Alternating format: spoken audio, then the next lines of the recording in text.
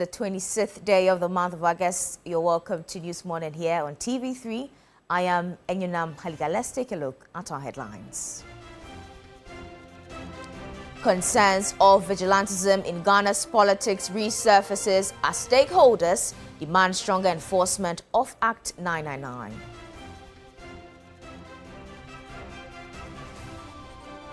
Digital traffic enforcement set to begin in Ghana as government targets more than 47 road traffic offences.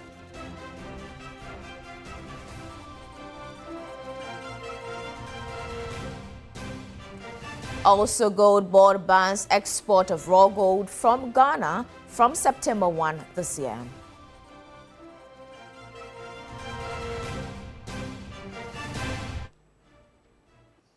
Thank you for joining us this morning. Now, 7 years after Ghana enacted the Vigilantism and Related Offences Act, concerns reign over the effectiveness of the effort to curb political vigilantism.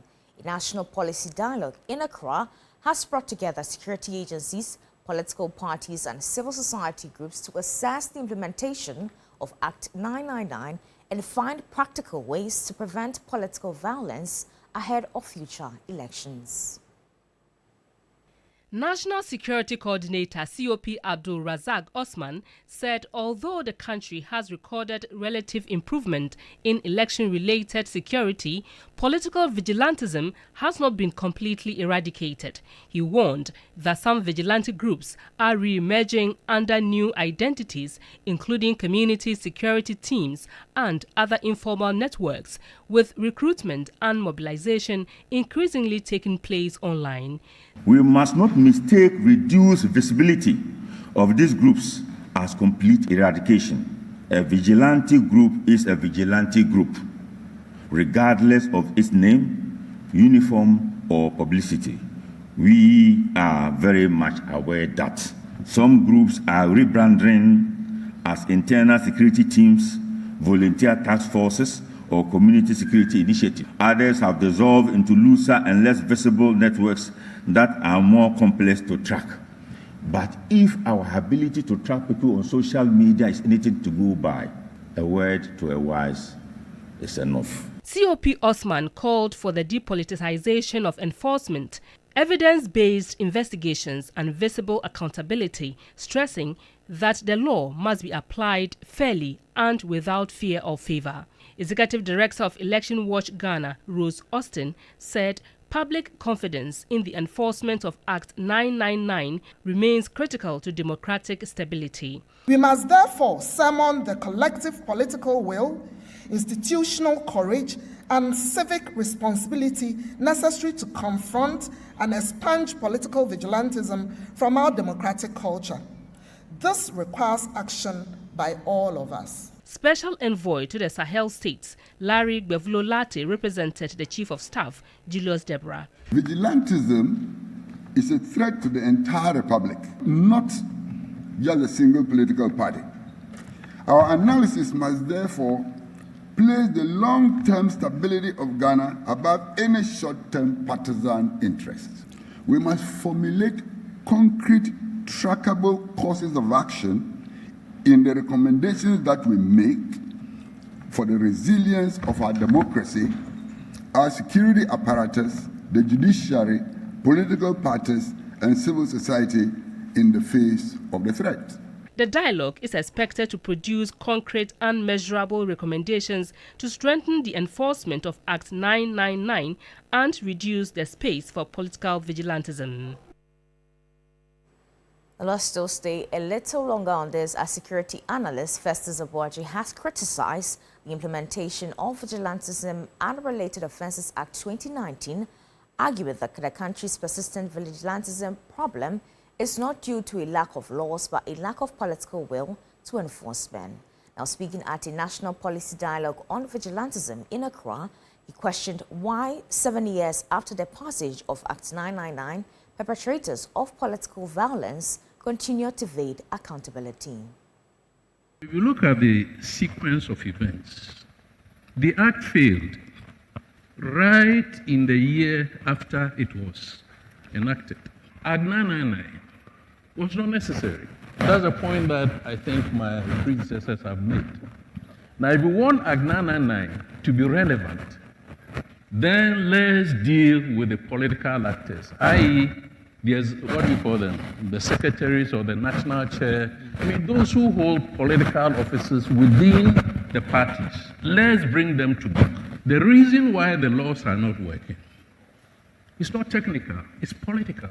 The two main political actors appear to have a sort of gentleman's agreement, a club mentality, that I will not deal with you, so that when you are in power, you don't deal with me. I mean, there is no way of defending the attitude and the mindset and the philosophy of our political actors. Now, away from that, Vice President Professor Jane Nano Poku-Agyeman has called on Africans to abandon dependency and take greater ownership of the continent's development, saying Africa must move beyond having what Africa we want to building an Africa we work for. She made the call in Kigali, Rwanda, during African Mindset Reset Forum. Vice President Professor Nana Jane Opoku-Agyeman said the Africa's development challenges could not be explained simply by a lack of policies, plans, resources, or human potential. She questioned who has historically told Africa's story and who has been allowed to define what Africans can become. According to the Vice President, taking charge of Africa's future requires a fundamental shift from reliance on others to confidence in African expertise, institutions, and capabilities. What will it take for us to train our children that we know are bright and are capable and are willing to learn? So what is stopping us? And if somebody tells us also, oh, we don't have the equipment, how much does the equipment cost? And how much are we spending to support other people's equipment? So you see, we need to go back to the fundamentals and then imagine something that our Pan-Africanists imagined of a continent capable that can go into negotiations with the proper information, education, the confidence, and the willingness to do what it is that helps our continents to grow and be sustainable. Professor Nana Jane challenged the argument that Africa lacks the expertise needed to solve its development problems and linked the call for self-reliance to the ideals of Pan-Africanism. How do we move from becoming a victim of this circumstance to an agent of change? What will it take? Yes, it will take some courage, it will take some sacrifice, whatever, but you need to ensure that you are taking that decision. Let's do some other stories now, as the Ghana Gold Board has directed all self-financing aggregators to ensure that the gold door purchase an agreement with approved off-takers is refined in Ghana before it can be exported. The directive issued by the Compliance Directive of the Ghana Gold Board on August 24, 2026 takes effect on September 1, 2026 and forms part of measures to strengthen local value addition in Ghana's gold industry. The directive is issued pursuant to Ghana Gold Board Act 2025 and is to read together with the guidelines of the onboarding of on-takers and the conduct of transactions with on-takers issued on July 13, 2026. Under the new directive, SFAs will no longer be permitted to export gold ore in its unrefined state. Gold Board says every offtake agreement or commercial arrangement between an SFA and an approved offtaker must expressly provide for the mandatory refinement of the gold in Ghana before the export. The board also stated that no request to export gold will be approved unless the gold has first been refined locally in accordance with the directive. Gold Board says all refinery must be carried out at a refinery approved or designated by the board and operating in accordance with applicable regulatory requirements. The board has further reserved the right to determine the refinery where particular gold shipments will be refined and to issue additional operational directive governing the refining process.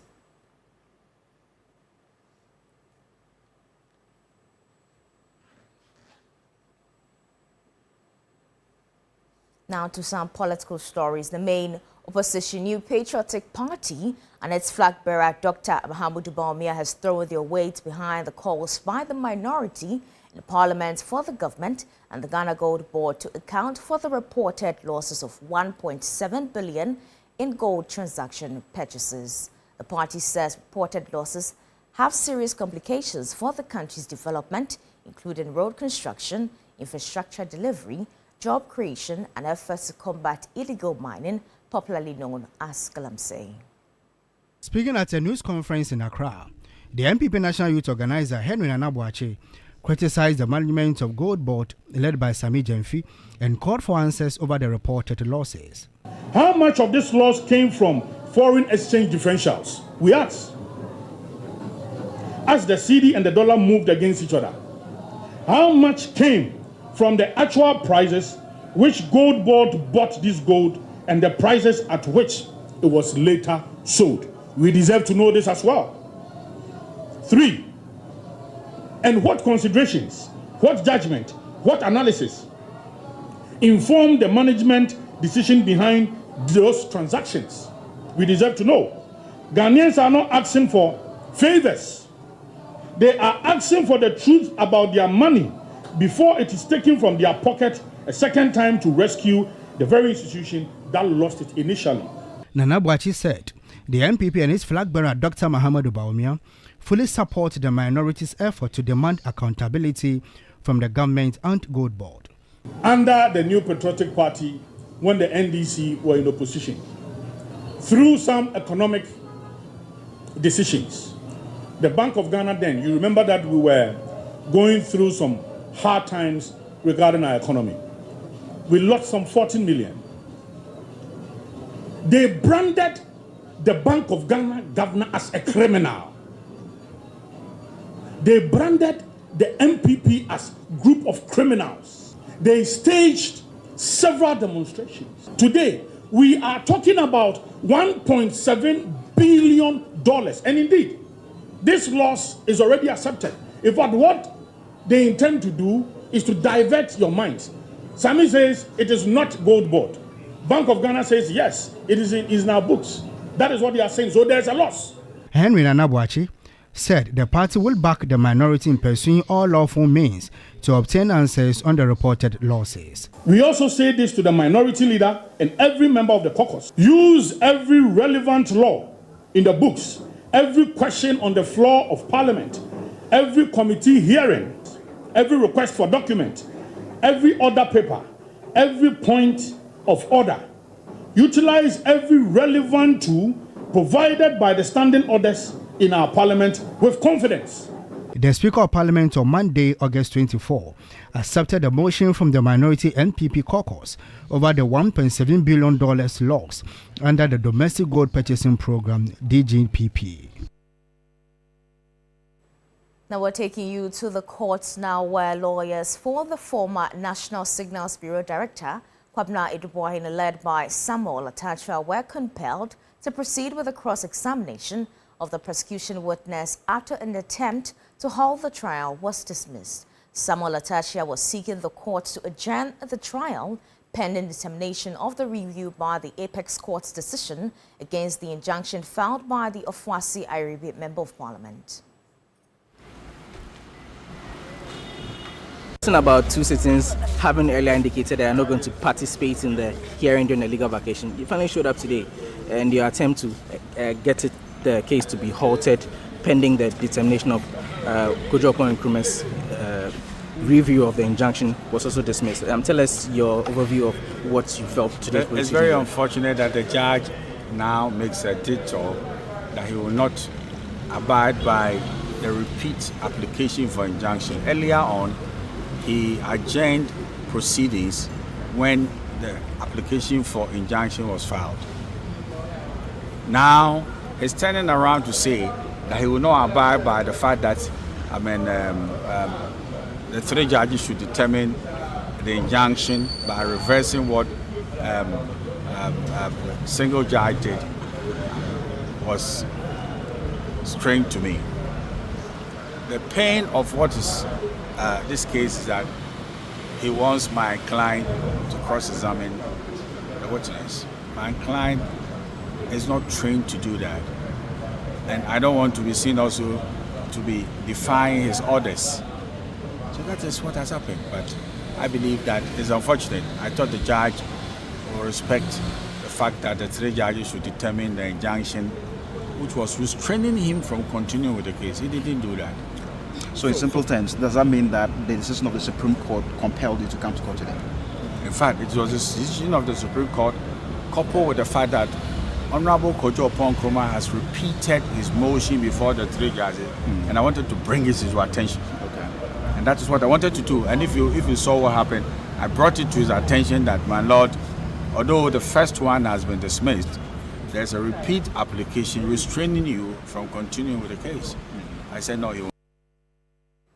Now, away from the legal matters, Ghana is set to digitize traffic enforcement from September, with cameras and other technology expected to detect more than 47 road traffic offences. The move is expected to reduce face-to-face encounters between motorists and police officers, while improving transparency and limiting opportunities for roadside robbery and bribery.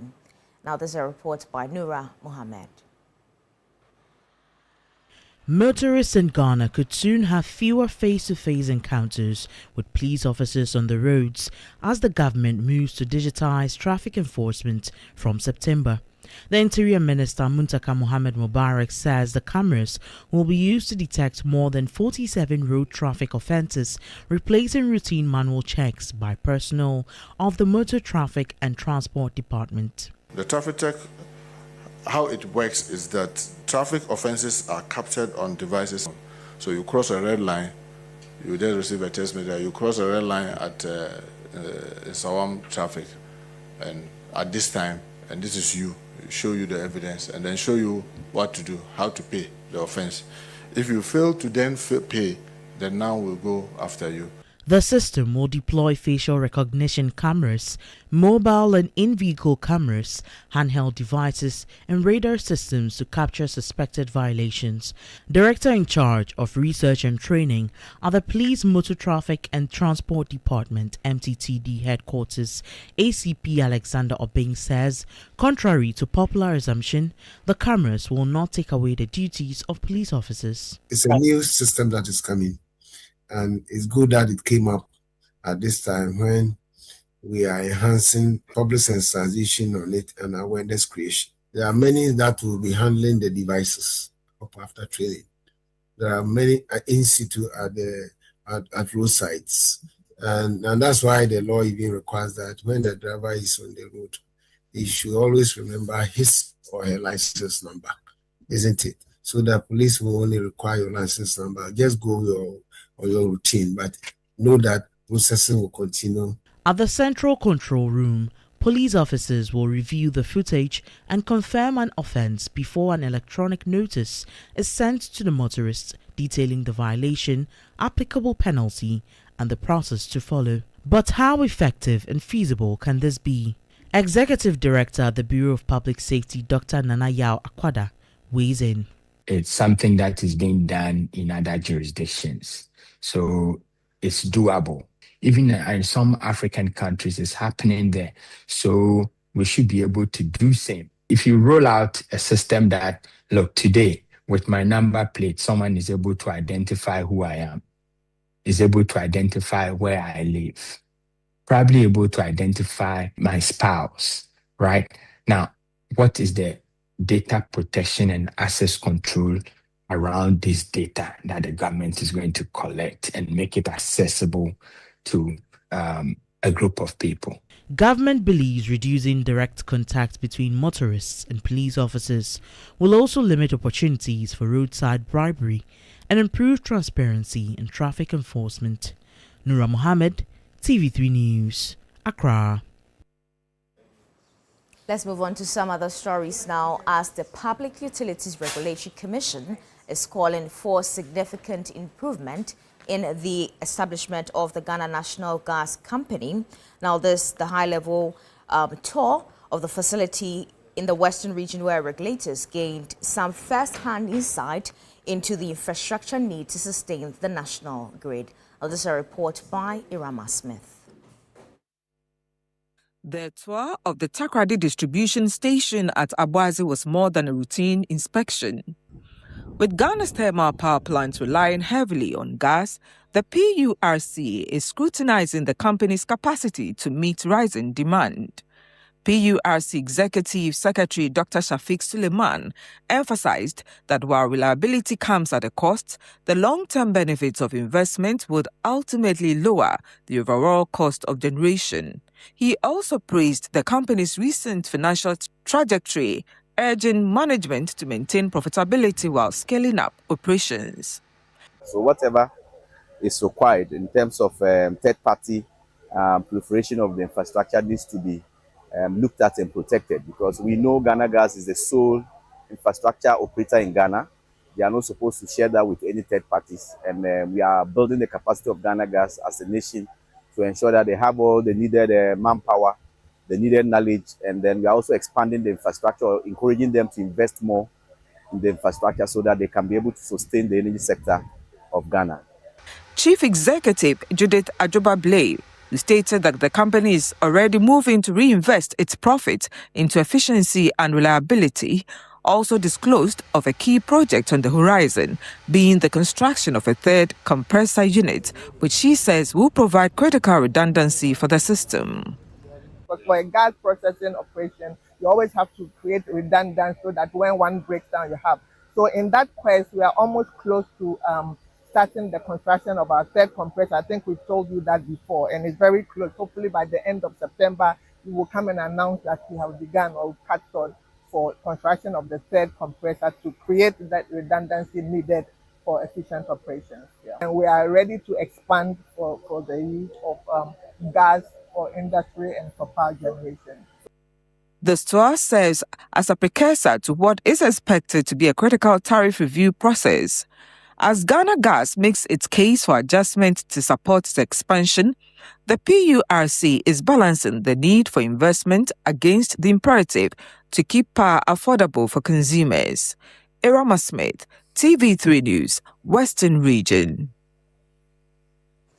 And that's our package for you this morning. For more news, please check our website at 3news.com. I am Enyunam. The New Day continues after the break.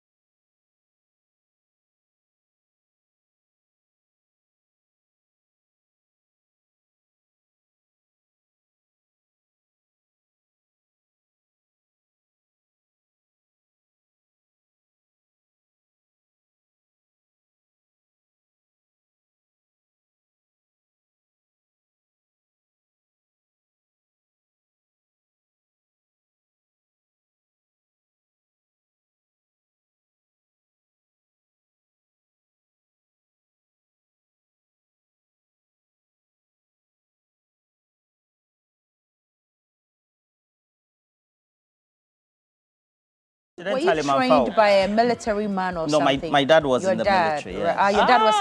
No, so you would know. Anyone who grew up in a military home, no, it's true. Where's Archbishop Duncan Williams? Anybody who knows or lived with anybody from the military. Why are you doing what you're doing? Like, it's very, very uncouth. What are you doing this morning? This one reminds me of Nanaba likes using that word. Nanaba, very disrespectful. Always insulting me. No, because and you have taken after her. Nanaba insulting me. I'm uncouth. They're not what you know. Because I'm trying to compliment what you're wearing to let you know that the military training in your ironing, your friend is saying, is evident this morning. Demo. Everybody see the line. You know what the problem is? Roland is so uncomfortable when he's shown love. Compliments, yes. When you're giving him compliments, you don't receive it well. You are love stuffed. Let me say good morning to all those who work at the new Tafo Government Hospital.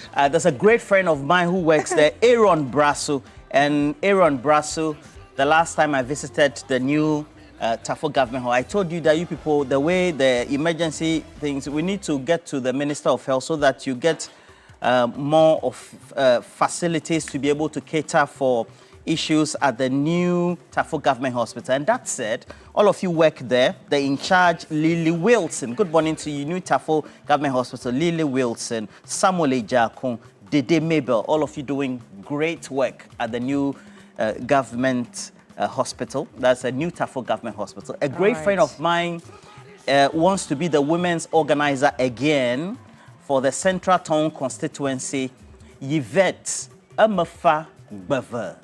Yvette Amafa Gbava, great lady. When you know her, her soul, empathy for community service, social work is just wonderful. Yvette Amafa Gbava. So all those delegates of the NDC who will be for Central Town after the branch, I think they've done branch elections. So all those ones, please vote for Yvette Amafa Gbava, women organizer. All of you new entrants to the morning greetings list are very, finished, very welcome.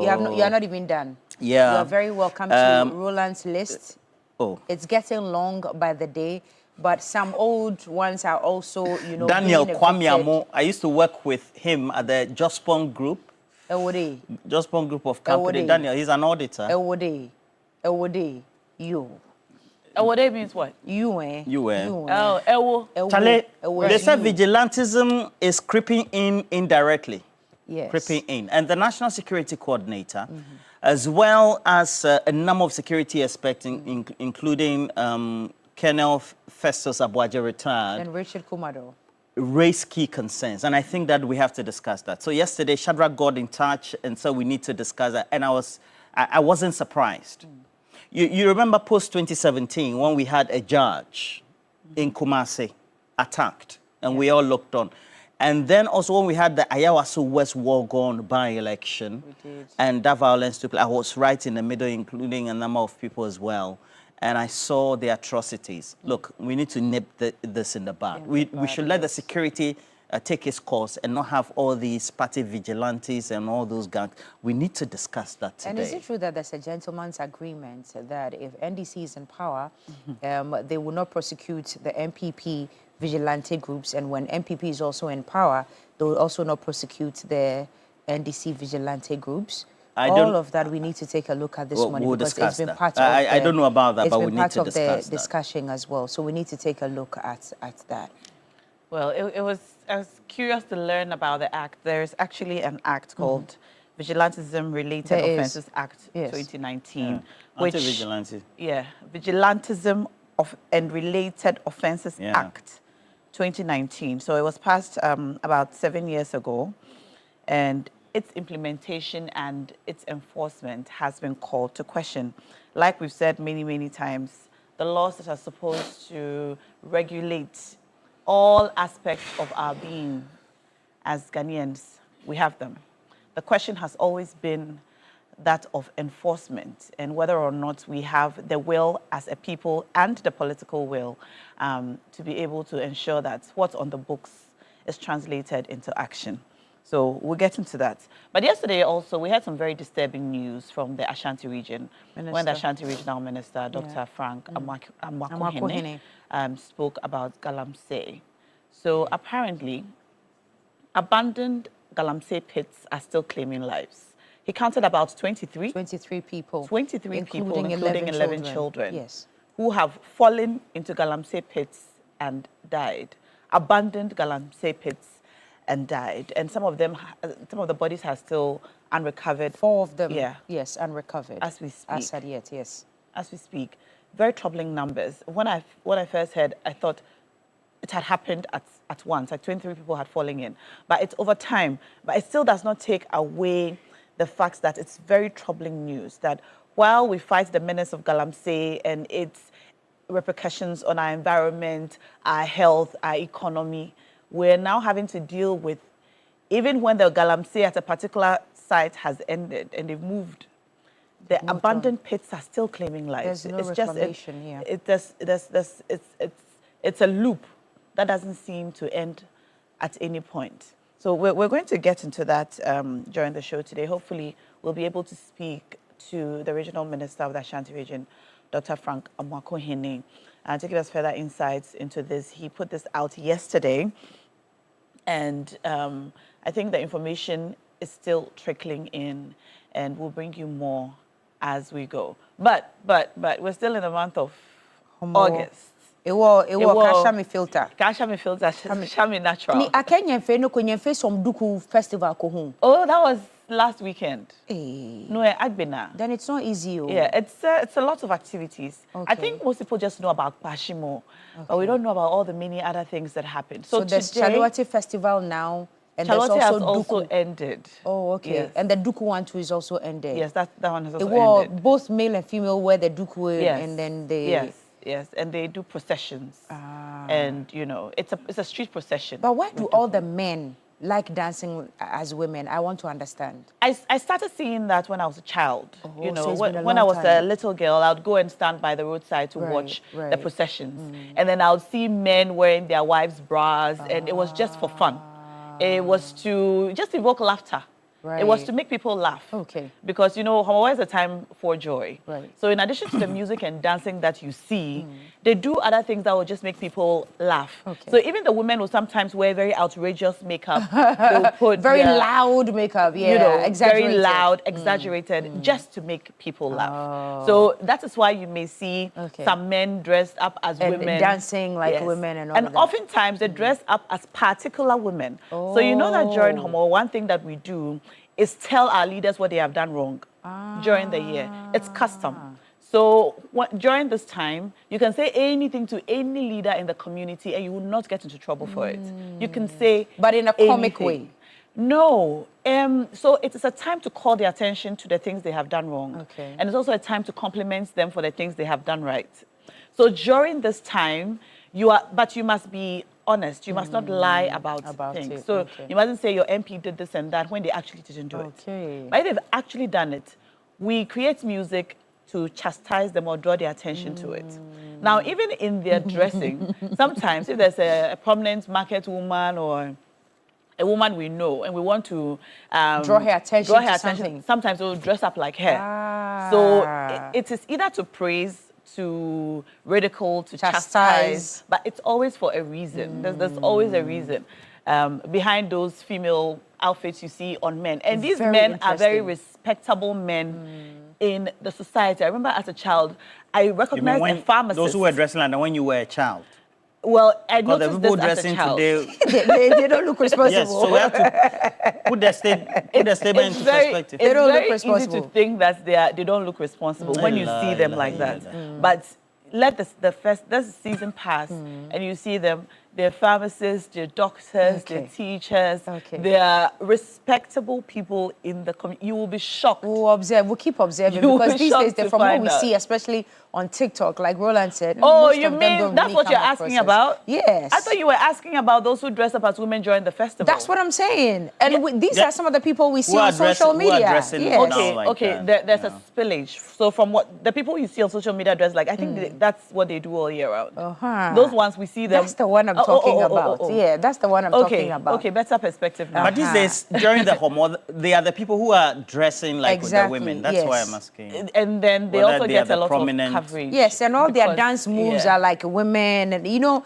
Ghana's Most Beautiful was in Osu 2 Sundays ago. And I mean, they were all around us. So I just wanted to understand what makes them dress like that and all. That's what I was asking. As for those who dress up as women, I think that it's a different conversation to have. Those who dress up as women all year round, I think that's what they do. But then, there are people who specifically do it during the festival season. Okay, great. And the dance moves that look like women, even the men who dress up as macho men do it. Okay. It's just a dance move. It's just a dance move. So she'll shout to them. And your lady, Lamle, is it Lamle? Yes, Ghana's Most Beautiful, Greater Accra Rep. Yes. We saw her star performance. She won the award for star performance, if I'm right. And she also won the award for best costume. Yes, so best costume. Let me add her to Roland Walker's morning greeting list. Okay. Good morning, Lamile. Now, Lamile. You greet somebody, say we mean No, we're adding her to your list. Because your list is always super, you know, like it's super long. Yeah. I wonder. Edmond Combat of the my goodness. Of the Tema Oil Refinery. Lord Jesus. Edmond Combat. Good morning to you. Great work you're doing. Alhaji. Uncle Edmond, good morning to you. Good morning. I'm just reiterating the greeting. It's not an uncle, he's a young man. You thought he's an old man. Edmond Combat is a young man. Why is an uncle, Edmond? Hey, because the way you do that, it's like you only greet big men. Managing director. Do you understand? It's like you only greet big men. So that's why I said Uncle Edmond. How old is he? Is he about 40? No, he's not my even 40 uncle now. He's not even 40. Yeah. Oh, okay. Then I get it. Why are you It's your baby categorizing? Baby boy. Okay, so we're doing big issues. Make sure you stay with us. Solomon has traveled. Oh. So Solomon was outside when he petitioned the various institutions. And it looks like Shraj has picked the petition. OSP has picked the petition. Parliament is considering, CID is considering. So, Charlie, you be like that thing. So make sure you join us. We'll have some great conversations thereof. It's holding water. And for everybody else. And the conversation about the vigilantism and the creeping in about religious fanatics and the groupings and the narrative needs to be condemned as well.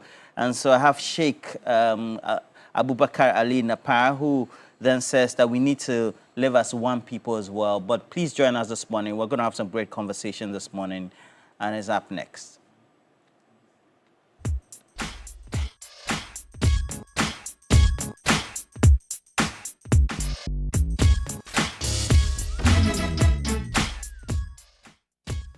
Percent of research within the period under review, 23 lives have been lost, only because they were going to their farms and fell within pits that were left uncovered by miners within the various areas. These include 11 children whose future has been cut short because someone in his quest for money left a pit uncovered within some of these areas that leads to farmlands, among others. Looking at this problem and with the support of the minister, the National Security together with the ministry has started a reclamation effort in order that we will be able to target these uncovered pits that fall within the areas where people actually fall in and drown. I want to assure you, Minister and Your Royal Highness, that the RCC is willing and ready to collaborate with you in making sure that in our time, we are able to bring down, if not completely eradicate, this illegal mining problem that has bedeviled our country. And I believe so well that with this edifice here in the region, it is bringing your services closer to the people, closer to our communities, and most definitely supervision and monitoring will be very effective, even more than we have witnessed in the past. 23 lives have been lost, only because they were going to their farms and fell within pits that were left uncovered by miners within the various areas.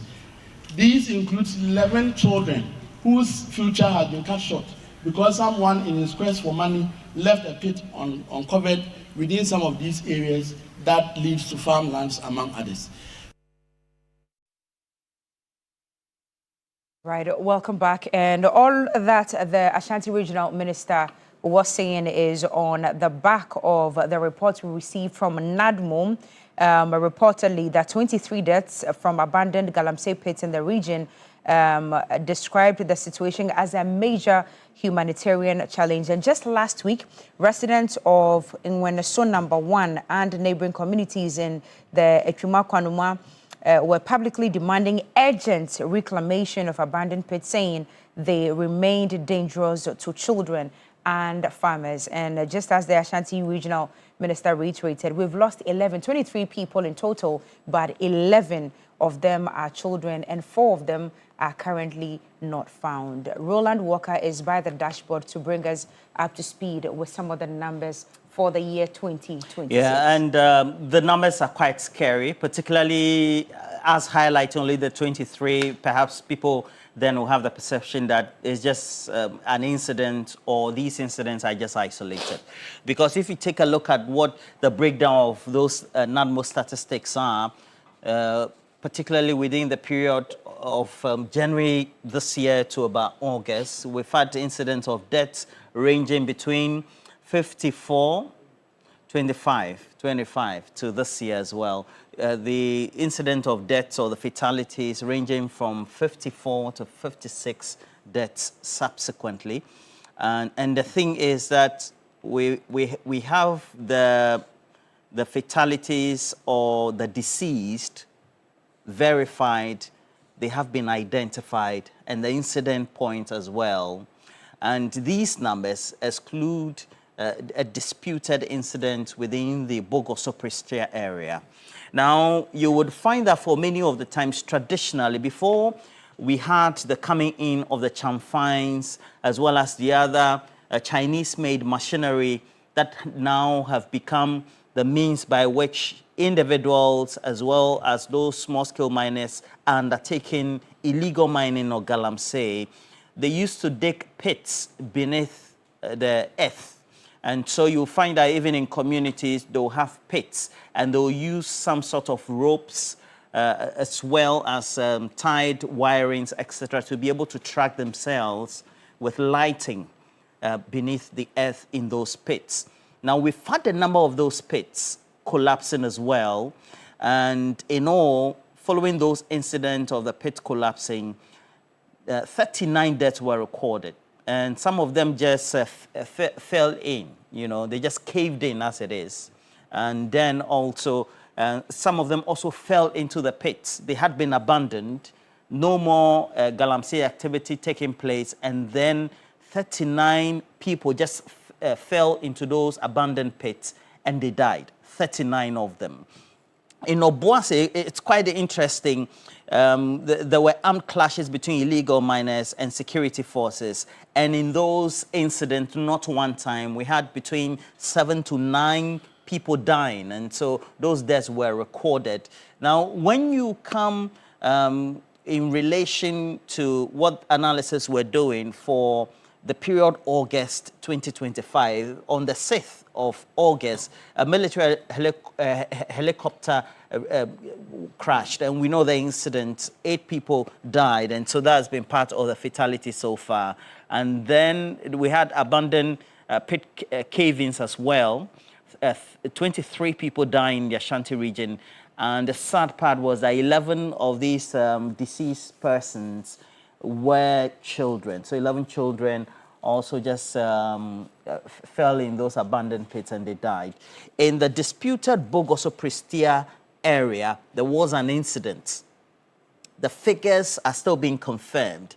A number of those incidents have been recorded in the Bogoso-Prestea area, which is a big mining enclave. If you know those areas in the Western region, you will also get to know that mining takes place invariably almost everywhere. Between 300 and 200 people died, and that should be a concern for everybody else. In all, the point is, when these incidents are recorded, it also means that cost becomes a big matter. Now, we need to make sure we reclaim. The estimation so far being the amount we need to do these reclamation exercises for at least 5,000 plus hectares of land that has been degraded or destroyed, or mining undertaken illegally and needs to be reclaimed, over $260 million US. You just have to do the conversion by the 10 to 12 cedi to dollar rates. And these, as we're talking about, excludes water treatment and reinforcement structure that is needed. And then when it comes to also the latest estimated reclamation cost per hectare, you need about $48,000 to be able to reclaim a hectare. And I think that whilst we're raising concern about this, the government and through the Ministry of Lands, as well as the allied agencies, particularly headed by the Honorable Ama Kofi Boa, are also making the effort to make sure that they are able to reclaim and create employment out of these as well, so that we reclaim the vegetative cover of the environment. And then before November 2025, the estimate was about 38,000 for the reclamation, but now estimated at 48,000. So what is available for government to be able to fund? And then we know that there's an enforcement team that's been put together in the name of NIMOS. It's a composition of military personnel as well as other security personnel as well. And so far, with up to by 2026, this year, 150 million Ghana cedis has been spent. And the expenditure allocation particularly ranges from food, administrative expenses, operational activities like buying fuel, and then undertaking wrecking, reconnaissance activities. And this is a big problem for us. So the question to all of us is government handling Galamsey very well? You have to answer that. In my estimation, no, we need to make sure we get back to the center and then prosecute people, take people off Galamsey, or provide a better means by which they can also get some related means by which they can earn a living. But the jury is still out there now and then also. Roland, how much money did you say? We could just go back to the slide on the reclamation cost. Okay, so the estimation so far now is that we will need 264 million, and that's plus, to be able to do the estimated cost of reclamation in a land size area of 5,500 hectares plus. For each hectare, it used to be an estimation before November 2025 that you would need $38,000. So if you and I put a company together and we want to go and do reclamation before November 2025, this would have been the cost. Now it's estimated at 48,000 hectares. And the reclamation also means you have to do the filling in, you plant trees, etc. And that's the concern. And so far we haven't been able to raise this. Already the incident points are ongoing. People are still mining. You go to, if you're going to Kumasi, particularly the Konongo area, you'll find people mining along the road. Yet we have politicians, even ministers, as well as others who have been appointed by the John Dramani Mahama government, who would drive in their four-wheel drive, see the Galamseyers, nothing is done. Just about 2-3 weeks ago, we're talking about just in the western region, an incident or an excavated area where Galamsey is taking place, and it's just about 200 meters or so, about even 50 meters from a police station, and it had to be brought to the media, highlighted before something was done. So the question is, are we doing this? Ken Ashigbe is on the neck of the president to say that you need to do something about this. You've taken people off, let's say, mining in the forest areas, but people are mining even in their cocoa farms, in their own land-size areas, you know, on their family lines, in their houses. People are now digging houses. Of course, they are walled, and so nobody's seeing, but you cannot say you don't see. Right. You know, if you were building on it, the assembly would need to give you permits before you're able to do this. So something is wrong. The enforcement of the regulations or the laws are just not working. And why are they not working? Because those who have been appointed by the president to oversee this are just not doing their work. We have municipal, metropolitan, and district chief executives, right? MMDCEs, and they represent the president. They have security committees, composition of the police, immigration officers, and allied agencies in there. We have RECSEC, and Regional Security RECSEC Council, as well, and we're just not doing the enforcement. Right. That's why it's imperative that we extend this conversation this morning, and rightly so, by an environmental civil society organization called Arocha Ghana, represented this morning by Daryl Bosu, who's the Deputy Director of Arocha Ghana. Daryl, good morning to you if you can hear us. Good morning to you, Nansuko, and also to Roland. I believe you are both great. It's Cookie talking to you at the moment, by the way. Yes, it's great to be here as well. All right. Yeah. Daryl, it's great that you have joined us this morning, but your organization, you have consistently called for stronger enforcement of Ghana's mining laws. These numbers that Roland has reiterated this morning, and especially the death toll of 23, including 11 children, are these numbers coming to you as a surprise? I must say that this is not for me surprising at all. Because for a long time, we've tried to collate all the reports from media, from NADMO, and all of that from as far back as 2010, and right up to August last year. And the evidence is that a lot of Ghanaians are dying either in the pits or they are dying as a result of collateral damage from people who leave the pits abandoned and children falling, people going to their farms falling. And from already what has been reported, we count nothing less than 720 people reportedly dying from either the pit collapsing on them or maybe on the side, also falling into a pit. So this information for me is not surprising. Now, the other thing we also need to know about this information out there is that it is not all of the fatalities that are being reported. We know of many fatalities in several regions, particularly in the eastern region, around the Chebi enclave and all of that, where people die, it is kept under wraps and nobody gets to know about it. It's not even recorded because most of the people who die are known to be foreigners. They come from Burkina Faso, they come from other places. So it's not even recorded and considered in the records that we put out there. So I think that a lot is happening. Ghanaians are losing their lives. Those who decide to go to the pits, some of them practically have accepted the risk. Some go and they know that, they might not even come, they go prepared.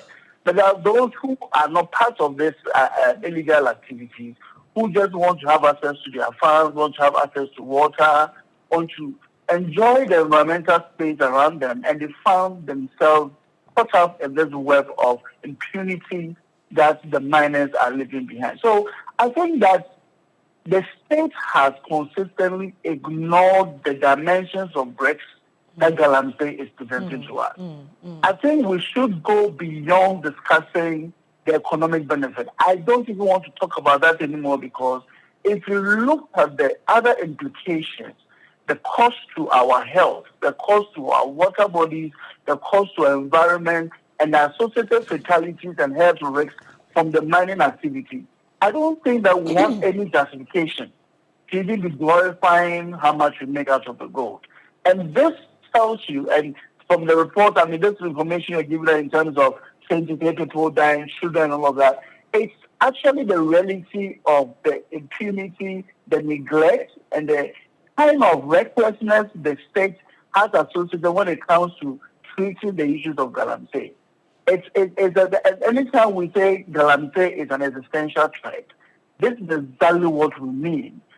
Putting our food systems at risk, our water at risk, and even our lives at risk. So, and that's okay. I think that nobody should be surprised because the state itself doesn't care. They like to turn out and put out these numbers. But the question I would want to ask is, to what extent does these numbers feed into next policy processes and drafting? Nothing. Never. It doesn't. They don't care. Things will go on as expected and normalized, as we have seen Galamsey over the period become normalized so much that, like you said, right before police stations, mining is happening. And it has become the daily routine of police or enforcement agencies who are supposed to prevent crime, rather to frequent these mining areas and more or less encourage them. And as there's somebody who say, they take their social cuts and then go away. So it is, for me, an issue of the state not prioritizing the lives of citizens to the extent that people are dying in the pit, but nobody is using that to shape the way we even say we are dealing with an illegal and an illegal activity like Galamsey. Okay. And that's why we see it escalating, Carbon region, and we're only talking about the Ashanti region. Let's talk about the eastern region. Let's talk about the western region. We don't talk about these things at all. So I think this, for me, is not surprising, and I think we should really need to take this up very seriously. Okay.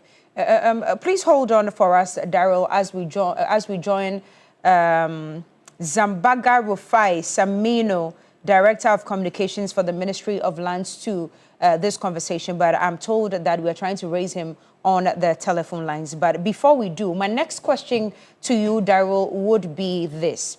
That after a piece of land is designated for mining, or after a pit has been dug for mining, whose responsibility is it to reclaim the land? Is it the miner? Is it the person to whom the concession belongs, or it's government's responsibility to reclaim the land? Yeah, so as the law exists and the minerals and mining laws and other regulations that come to this, it is the responsibility of the miner to reclaim the land and return it to functional use after. And that is why, if you look at the large-scale companies, they are made to post a bond. And this is a bond where the status is set aside for government to do reclamation if the company fails to do so. Unfortunately, until last year, small-scale miners had no obligation to do the same. They will present a rehabilitation plan, but the EPA and the Minerals Commission never compelled them to really do reclamation. So it was as and when they chose to, and not really by obligation. It is only last year, I think last year, where we had the EPA saying that they are changing the rules for the small-scale miners as well. But I think the simple answer is that the polluter must pay. The person who is digging the pit, the person who is destroying the land, has the responsibility, and that has been it's not just something I'm saying, it has been the overriding principle of environmental resource utilization and resource recovery, as well as reclamation of land. If you are the one polluting the land, then you must be responsible to reclaim it and to restore it. But the unfortunate aspect is that because they are illegal miners, nobody is keeping tabs of their records, where they are coming from, how much work they've done, and even when they're in the community, we know them, we associate with them as relatives and all of that. But nobody compels these people to take the land when they are done. You heard of an incident somewhere last year in the eastern region where a child died in a pit in a community. I remember the honorable minister for the regional minister went and said, we are going to make the person pay. As we speak, I'm not sure they were able to find the miner and say, you caused this risk, the liability is on you. So the person who destroys must pay. But even with that, the thing is that, look, the kind of damage we are talking about and what we see the ministry doing is good. But I always say that it's just a tip of the iceberg. We are nowhere close to really doing very substantial work to cover all the pits that have been left abandoned. We have a lot of work to do. It should have been right from the beginning where a miner is given a concession, that the responsibility to reclaim should have been immediately, even before they finish their work. But that hasn't happened. And here's the case: we are struggling to even find the illegal miners. They go and work by night, they move on, and you can't even find them. So these people have no responsibility to reclaim. All they care about is taking the gold. And I know that there's a reason why most people choose not to reclaim the land, because it will really include or integrate the cost of land restoration and reclamation. You realize that mining is not as lucrative as it is. And that is why most miners find it very easy to run away. Or the least chance they get, choose not to reclaim the land. This reclamation that we are doing now, it has become a public cost to all of us. When the people have made their business, they've made their money, and they are gone, which should not be the case. Right. All right, Daryl, please hold on for us as we join our other guests. Yes, we've been joined on the phone lines by the Director of Communication for the Ministry of Lands, Mr. Saminu. Thank you so much for joining us on the show this morning, sir. Thank you. Thank you, sir. Yes, sir. Now, this information is not new. Prior to us hearing from the Ashanti Regional Minister, Dr. Frank Amwakuhene, about the reported 23 deaths this year, we've heard from organizations like Arocha Ghana telling us about the effects, rippling effects of Galamsey, including the pits which are abandoned after the Galamsey activity is done and the persons have moved on. And regular people in the community, towns and villages are falling in and dying. Is this information which is, has come, are you aware as a ministry about what's happening with the pits left unattended and people dying? Yes. First of all, let me say good morning to your cherished viewers. This information is not something that is very new to all of us as Ghanaians. Yesterday when I was speaking to your people, I made it abundantly clear that if you see a pregnant goat in the market, it means that there is a pregnant problem in the house. Once we are seeing these signs, we all know very well that that is the repercussion of illegal mining activities. And so it is not something that is very new to any Ghanaian, and it is not also very new to the ministry. But the reality is that in as much as we acknowledge that this is the problem that we are facing, it is the reason why the sector minister has been emphasizing on daily basis that the fight against illegal mining is a collective responsibility. And aside that, you would have realized that there has been some concerted effort to reclaim some of these damaged lands, across parts of the country by the sector ministry and at the same time agencies that are willing to support. But the damage has been so extensive to the extent that it would take the entire nation, particularly in affected mining regions and mining communities, to say that enough is enough. We must all collectively make a conscious effort to redeem the land and to also recover our forest area.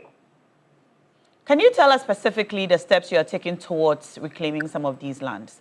Because time after time we hear about the dangers of, the after effects of Galamsey, particularly this problem of people falling into pits. You have just said that the ministry is doing or is taking some steps towards reclaiming the lands. That is good to hear, but if you could give us some particulars, what exactly is the ministry doing to claim these lands? And if you could tell us some specific areas where work has already begun, that would be great. All right. So there are multiple approaches to the reclamation effort. And then there are also various phases being rolled out as far as the reclamation is concerned. So you have some of the regional coordinating councils also making frantic efforts to support the endeavor. Aside that, the Minerals Development Fund, which is led by Dr. Hanabisu, is also pushing gradually in some of the regions to reclaim parts of the land that have been damaged. And then the minerals, the ministry itself, with support from some agencies, is also helping to reclaim some of the land in Western, Ashanti, and parts of Eastern region. Now, apart from the agencies that are also helping, we've had situations where some of the large-scale private mining companies have also helped. So you have Newmont, for example, also helping to reclaim parts of the land. So it is a concerted effort, but Ghanaians are not seeing this so much because of the level of damage and devastation that has been caused to the land by the same Ghanaians. And that is why this kind of education that we are doing is very important. And those who are responsible for these damage caused to our land and our forest reserves, who are watching or are listening to us, they must understand that our survival as a country is heavily relying on the healthy nature of our environment. And so any damage caused to the land or the forest or our water bodies, it is also a damage being caused to the lives of Ghanaians. All right, sir. I think you're right when you say that it's difficult for us to see the steps that are being taken, and you say it is because of the extent of damage. But I was hoping you could speak to some specific areas where these reclamation efforts have already started. In which areas have you already started work? So, for example, in the Western region, the ministry is doing reclamation, about 800 acres of land being reclaimed in the Elembele, district, which is the home, yes, specifically. And then you also have over 800 being reclaimed in Ashanti region, parts of Ashanti region. Some of the, communities are very known. We also have the Minerals Development Fund also doing some reclamation in the Western North region. And then parts of Eastern region too, some lands are also being reclaimed. But like I said, they are in phases, and they are also in multiple folds. So until some of these reclamations are done, then cumulatively we are able to calculate and then determine how much of the lands that have been reclaimed, and we can report appropriately and accurately. But at the moment, because they are being tackled in multiple phases, we need to take our time to understand the level of coverage that has been done in terms of the reclamation effort. But at the moment, we are not able to do that. If you have realized the past week, NIMOS has been monitoring some of these reclaimed lands, because any attempt to give space, these illegal miners will revisit the place, because the understanding is that any area that has been mined and abandoned, once reclamation is done, it is possible that they are able to get gold over there again. And that is why NIMOS is also helping in that direction. So you would have realized the past week that areas that are being reclaimed, NIMOS are positioning their men there to protect the reclaimed land. All right. Before we let you go, we have just a minute to wrap this conversation up. Exactly how are we funding these reclamation efforts? We've seen some very staggering numbers this morning on our dashboard about how much it costs to reclaim a hectare of land. How are we funding it?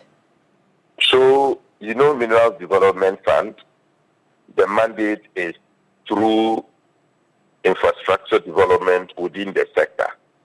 And so it falls within the domain of the minerals, it falls within the domain of the Minerals Development Fund to also help in this direction. But apart from the Minerals Development Fund, like I mentioned, Newmont has also been doing some work, has done some reclamation, which is a private large-scale mining company. And then there are other agencies that are also helping in that effort. And then some of the regional coordinating councils themselves, in partnership with some private, companies, are doing their, bits and pieces here and there. But cumulatively, when they are done, then we are able to calculate that. That is when we will be able to report. But my sister, let me tell you that evidence on the ground is suggesting that at least government is not merely talking about the fighting against illegal mining, but indeed winning the war through various approaches. And that also includes these reclamation efforts. All right, thank you. So the country has moved to a sustained effort and restoration model in terms of the battle against illegal mining. Thank you, Mr. Saminu. Thank you very much. Daryl, I wish I could come to you with more questions, but we've run out of time. Please do forgive us, because you're still on the telephone lines, but do forgive us. In due season, we'll come back to you with more questions. Thank you very much. Daryl Bosu, Deputy Director, Arocha, Ghana, as well as Mr. Saminu from the the Lands Commission. Thank you so much. Now remember to pick up your day with the milky shortcake available everywhere. Milky Way, the rich, smooth taste of Peck milk shortcake, which is available everywhere. It's pure delight. Get some for your friends and family. We take a quick break. When we return, the big issue will be underway.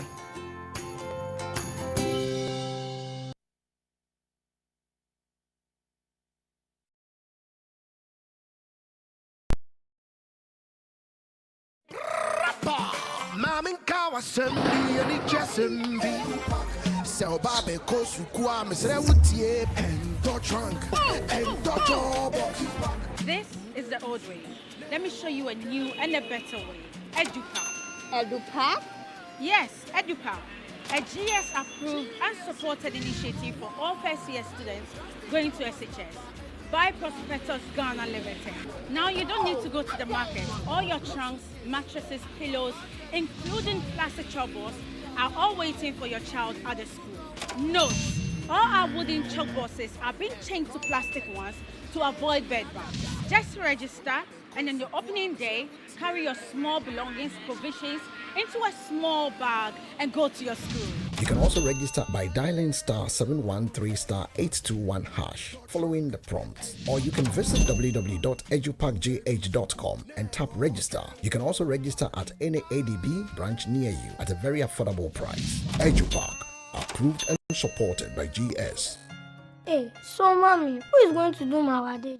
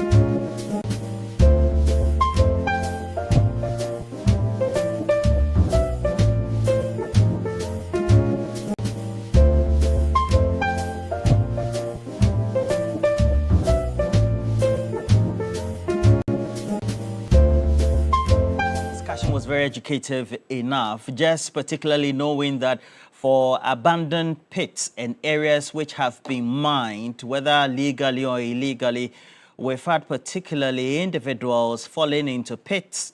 And you know that before the introduction of the Chinese-made machines for mining, galamsey, now again mainly illegal mining, we used to have our folks in the various mining communities go dig pits, and pits that will take years to put together or build or to excavate. They even created various corners in the pits, use mining lightings, etc., to be able to go through underground to mine.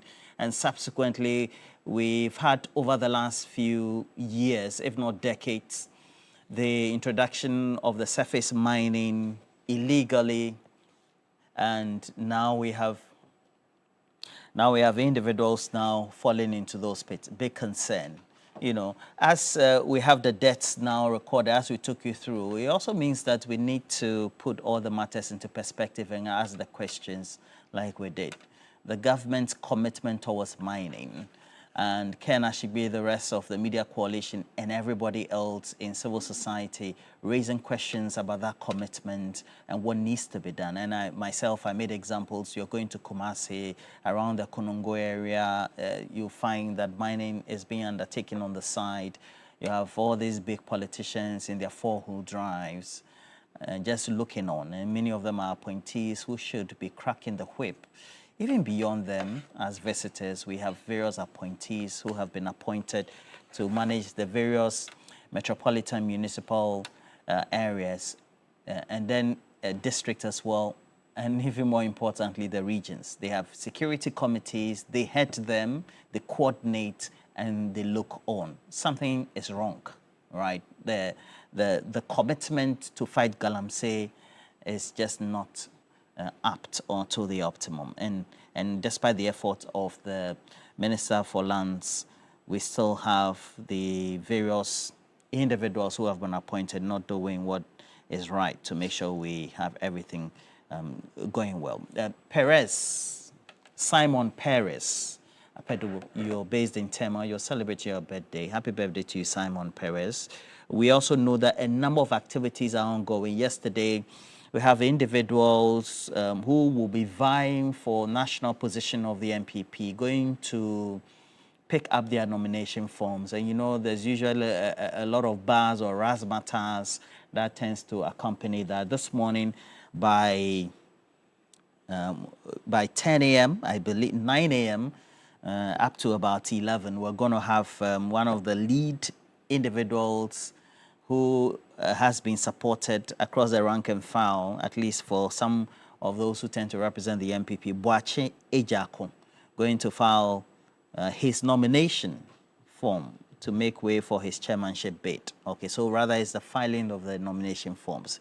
Yesterday also, we had one of the most vociferous young people, Adenta Kumi. He goes by the formal name Albert Ababio, picking and then submitting form to contest for the National Youth Organizer position. Alfred Thompson is also going for the position of treasurer for the MPP at the national level. And that dovetails into our conversation. You listen to Adenta Kumi saying that they are not going to leave anything to chance, no picking of ballot boxes, etc. Because alongside, there's been a big meeting, and that meeting of security expert led by the National Security Boss, etc., made a revelation. Despite the Anti-Vigilante Act that we have, apparently the political parties and stakeholders seem to also engendering the mushrooming of their own groupings, security groupings in the name of taking care of them. And national security is worried. They've not been visible, but they're on social media by way of some level of individual actions, and they're fanning that. Should be a concern for everybody else. And so we'll discuss that. I have Jabuntie here, Dr. Joshua Jabuntie Zato of Sisala East as well.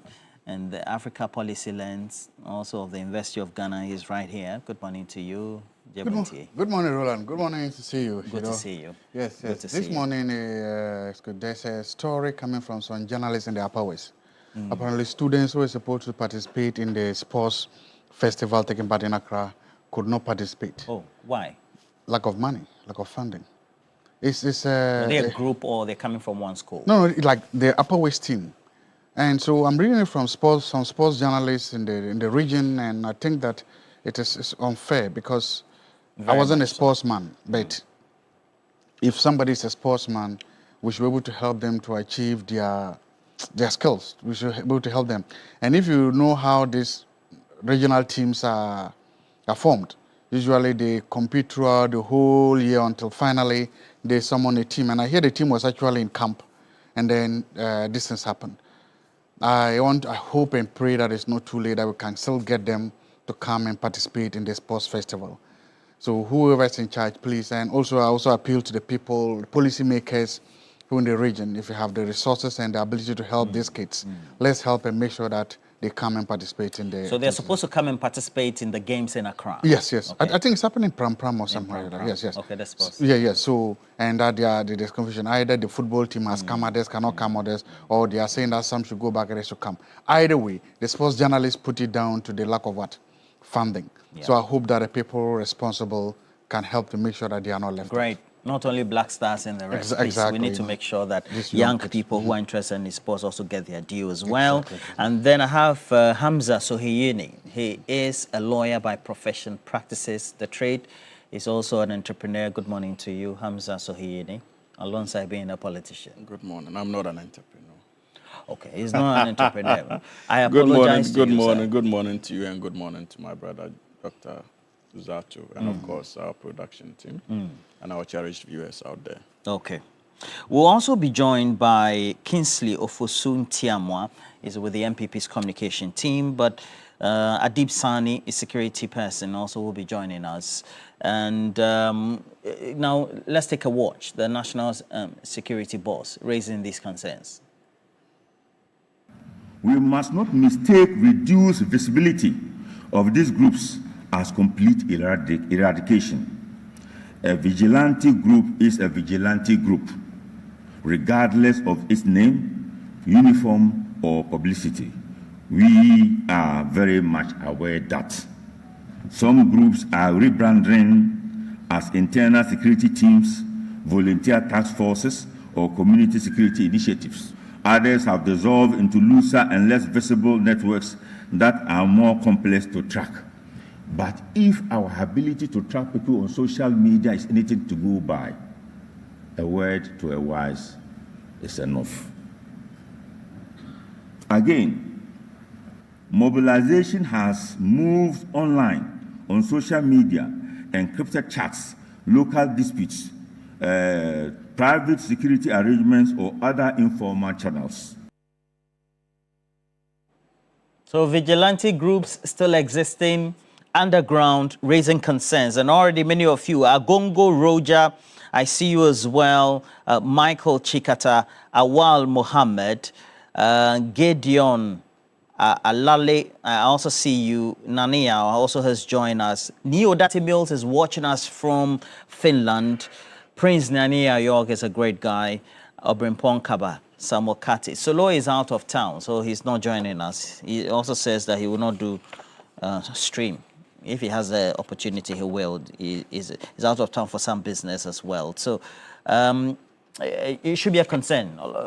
So we should be worried, shouldn't we? Of course, we should be. And I think that many of us were hopeful that it is becoming a thing of the past, especially when it comes to political party vigilantes. But we must, first of all, trace the root causes of many of these things. It has to do with the political rhetorics that we run as politicians. And you give a very good example in your introductory notes when you reference one of the NPP aspirants for National Youth Organizer, something. His name is something Adenta. I can't seem to remember. But I also listened to excerpts from his engagement with the National Executive Committee of the party, and it was quite worrying. I have said on many other platforms that one of the challenges facing this country has to do with the kind of political rhetoric we use, especially when we are gunning for positions, be it at the party level or at the national level. We seem to think that the only way to get attention or get recognized by party foot soldiers or sympathizers of a political party is to demonstrate how firebrand we can be through violence or violent rhetoric. And when you do this, naturally there are those who will be attracted, especially those who may not have the benefit of formal education and who also want to contribute to any political party. You become a rallying point for them because they know that this is somebody who can identify with their kind of politics, and we will put them together to engage in acts that are clearly unacceptable. And so we must not just be concerned about the groups. We must also look at the root causes. The political commentary, we must begin to actually sanction it. The laws are there, either in relation to vigilantism or even in relation to responsible speech. And that is the reason why it is important for us to take these things seriously, because it is about the democratic sustainability of our republic. And regardless of your partisan persuasion, that must be your foremost objective as a practicing politician. Roland, if democracy is not there, we all cannot sit on this platform. And so we must appreciate that quite apart from the fact that we are privileged to be at the national forefront in terms of our political discourse, we must also manifest exemplary lives so that others can emulate. The only way to contribute to political party is not through violence. The way to contribute to political party activity is not through violent rhetorics. We must check it. Okay. Again, it is important for us to understand that I have raised this issue, not just even in the political party fields, but also largely it came up during the issues of illegal mining, where those who were told that we were told that had licenses to mine were able to organize their own internal security to be in charge of protecting their mines.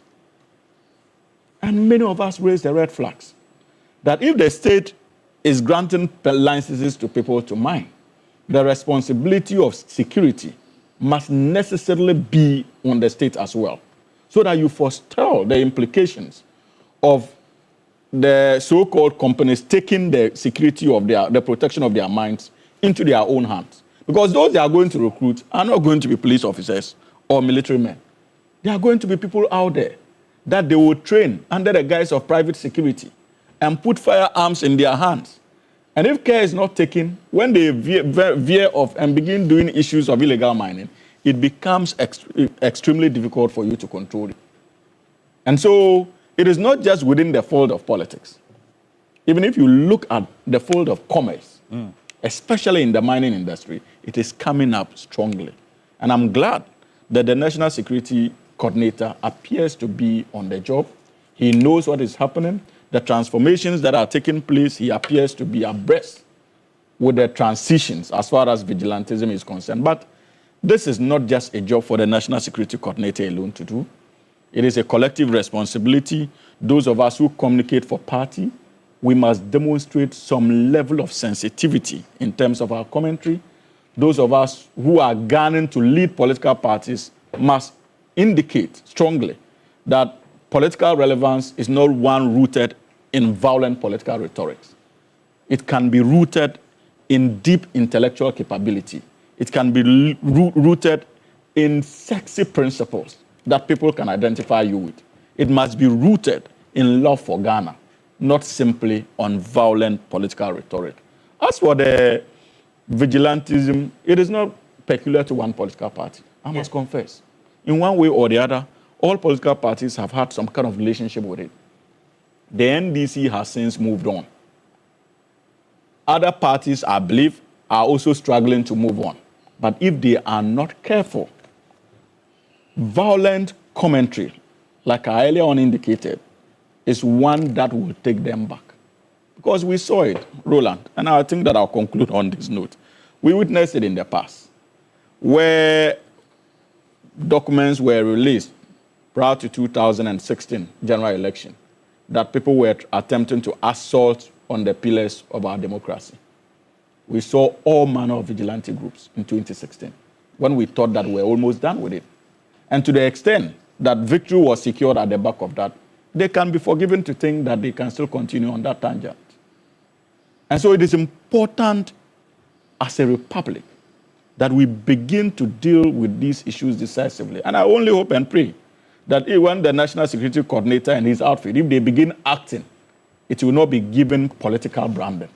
It will be seen as an effort intended to protect our democracy and to ensure that we have a very stable country to do what we know best, either in terms of commerce, in terms of politics, or whatsoever. The most important thing is that we must all come together, regardless of our partisan persuasion, to ensure that we nip this thing in the bud. Well, Dr. Zato, there has to be a key consideration.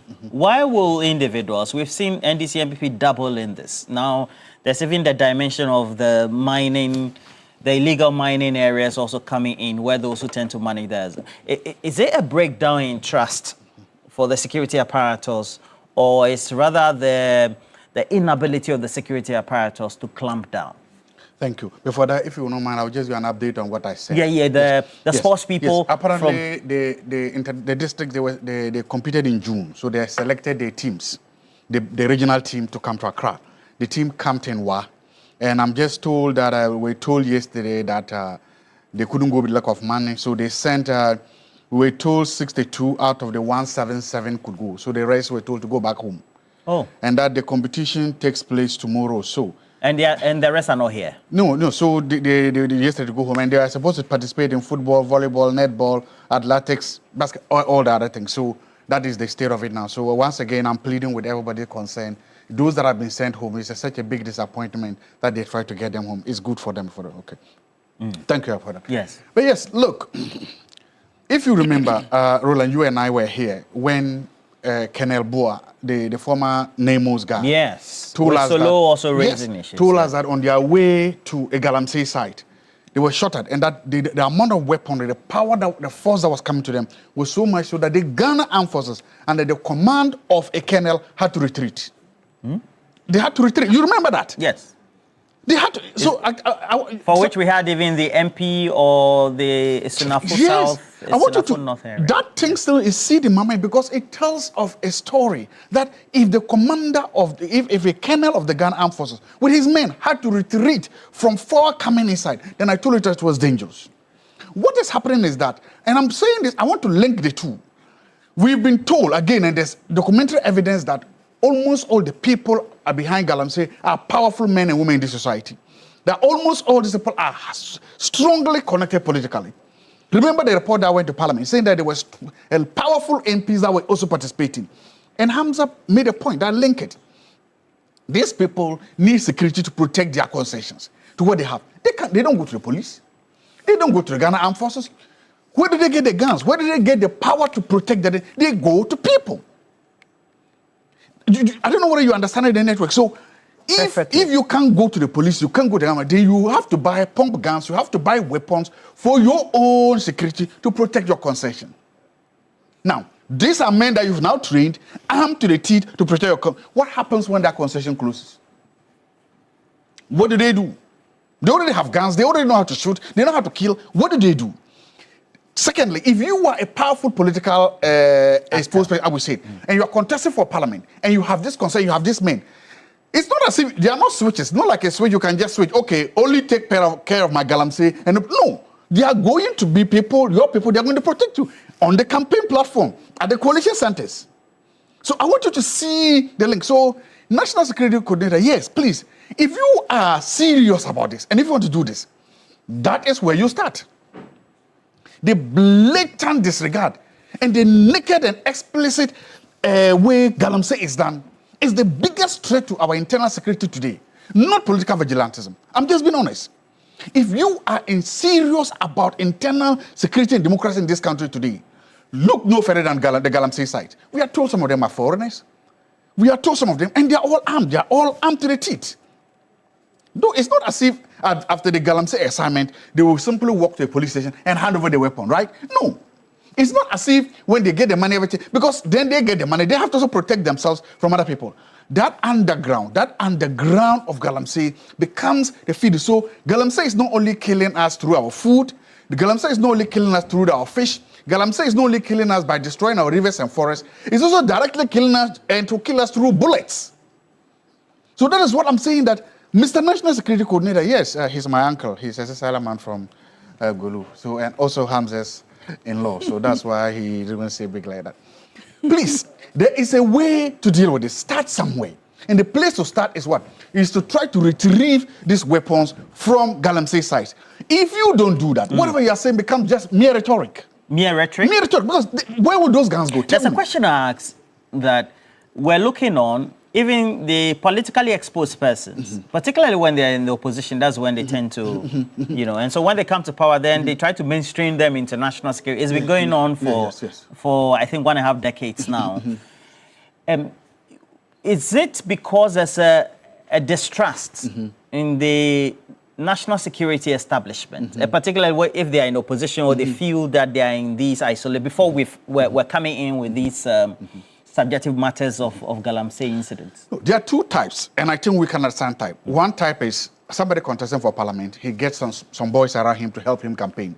Most of these guys are there to make noise. Most of them are not armed, and we've seen that at political rallies, right? The person wins power, then helps these people to get the police service. That is, I don't want to say it's a normal, it's the normality, it's the routinized things. They still go to the police, they go to the training, they become formal agents of the state. You understand? There is that aspect. I'm not saying it is the right thing to do, but most young people see that as a route to get an allotment or it isn't to go into the police.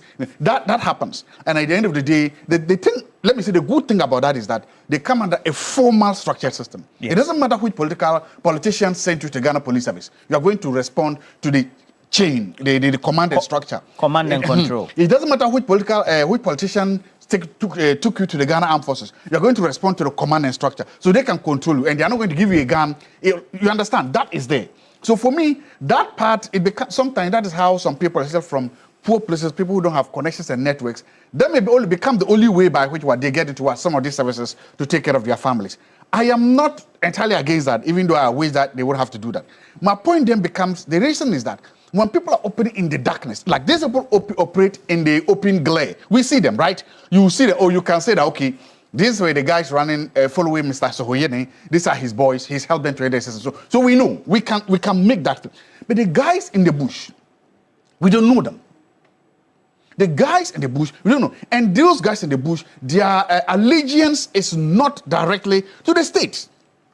It's to the man and woman whose concession they are protecting. Do you understand that? It's to the man or woman who is there. And they also know that what they are doing is illegal and they are carrying deadly weapons. Precisely because of that toxic combination of illegality and weapons, we have to be worried. You asked a question earlier on. Now, come to the political parties, and we can go and talk about political violence that have been visited on a lot of politicians. We can talk about what happened to Sam George. We cannot talk about others. We can talk about the shootings. And recently, I think the latest one is what happened to Honorable Awakumsum during the pepper spray incident at where she was knocked out. Yes, we can talk about that. There is something that happens in all the incidents. It seems that members of the opposition parties are almost always the victims. In every incident that you can go back to and look at it, it seems members of the opposition or minority parties are almost always the victims. That raises a question.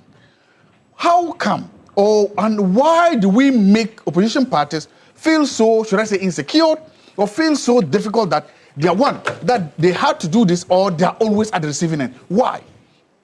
Again, to my uncle, the National Security Coordinator, this is one of the things you need to do.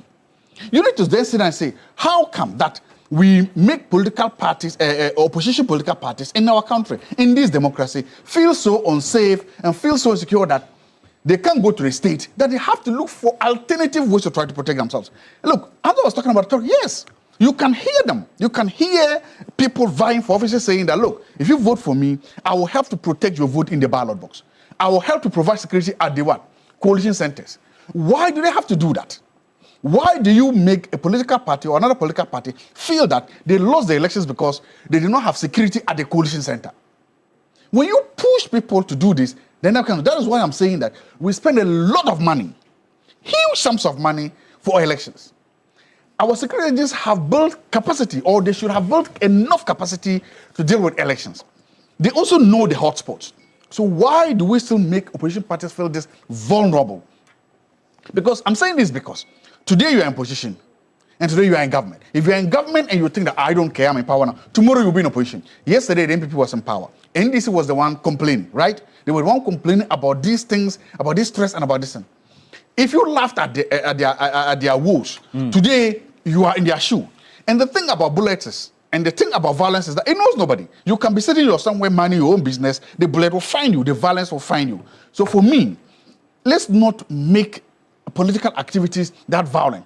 Sometimes look at when people are going for a demonstration and see how they dress, see how they try to get their own protection. It's like they are saying that where we are going, we are not safe and secure. So my point is that it should start early. That's the first thing I would say. First commandment to national security. Start today. Engaging the political parties. Start today by creating an environment that makes them trust you, that makes them believe in you, that makes them know that, look, we can afford to, for want of a better word, let our guard down and know that the state will protect us. Be there for everybody. If you start today and they begin to see that you are building confidence, these things will de-escalate. Even the political parties who go around with all these... That's what I'm saying. If they do it, look, recently, the NPP has conducted a lot of elections. The police have been there to do everything. Everything has been so secure. You've not seen or heard the NPP blame security for anything else.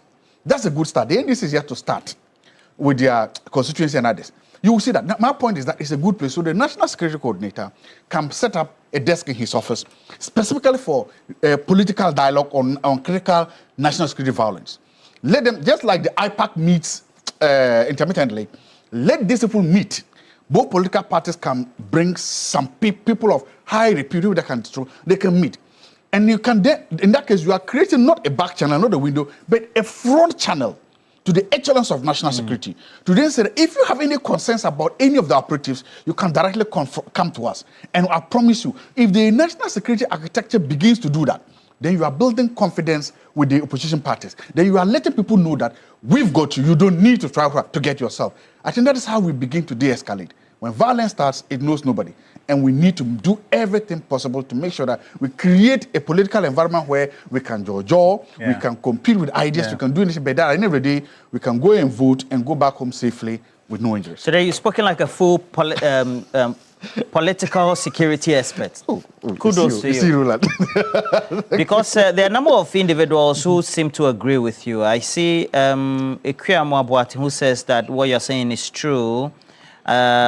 Andy Agle also says the greatest national security in the country now is Galamsey, and the politicians are looking on, government is looking on, we're sitting on a time bomb. And that's where I have Mr. Intiamwa join us this morning. He goes by the name Kingsley Intiamwa, and Ofosu is your middle name, right? Okay. How are you? I haven't hosted you before, but welcome. I've watched you on a number of the stations as well. Thank you. Because of our history, culminating in us having the vigilantism law, the vigilante law, and the concern being raised by national security, do you think that if the parties are in opposition, then they become more worried about the state of security for themselves, and so that leads to distrust, so to speak? Okay, thank you, Roland. And let me say a very good morning to your cherished viewers and say very sorry for coming late. That's not my style. That's not your style. Yeah, traffic has to be traffic. Yeah. That's the best excuse. There's a lot of traffic. There's a lot of ready-made excuse. There's a lot of traffic. Unusual. It's like you married and not getting home early. You say work. It's the same bet. There was a lot of work. Today there's very unusual traffic. Is that the excuse you use? You use work all the time, and it works, right? Okay. Does it work all the time for you? Mischief, please. Kisala is people will not be happy. Does it work all the time for you? Yeah, it works. Thank you. Roland, on a more serious note, I think that it is the way the architecture of our security is. And so, therefore, anytime political parties are in opposition, they are seen as vulnerable because of the way the security sometimes operate. Because if you look at issues happening since 1992 to date, you realize that in most cases, when you are in power and things happen, you are treated with kid gloves. But when you are in opposition, the security will then come all out to make sure that the law works. So the question is that, does the law only works when you are in power? And the law, it's being massaged when you are, when someone is in power, it's treated like that. And when someone is in opposition, they go all out to make sure that the law works. But I think that that's why in 2019, the then president held to enact the Vigilantism and Related Offences Act in 2019. I think it's Act 999, if my memory serves me right. Now, you realize that since the enactment of that law coming into force, there had not been anybody prosecuting on that law. And so the question is that, what is happening? Is it because when you are in power, the law doesn't work for you? It is only when you are in opposition and all that? Because if you look at what happens recently, just last year at Abdulkmanov, that about 30 built men attacked people at the full glare of the media, assaulting media men and all that, nothing happened. So you then also the full glare of the police as well. Police as well. And at a point, the police were even complaining that some of the men were assaulted by these political vigilante group. And so I think that it is. Or there was a political vigilante group. The people who attack our country. No, I just want to know. So you know them, they are a vigilante group. But who were they? No, I'm asking you a question. That's his description. That's right. That's so my opinion. I felt that these people were NDC vigilante group. What's the name of that vigilante? I don't know. Okay. But we're in this country. We've known Azoka boys. We've known Kandahar boys. You don't know their name. We've known Delta Force and all that. We see these things. We should not. So what you're saying is that we shouldn't play ostrich. Exactly. We should not. And then turn a blind eye. Exactly so. And so we've gotten to a point that we need to sit down as a country, sit on a round table, and have this serious discussion. So moving into 2028, would he ever stop?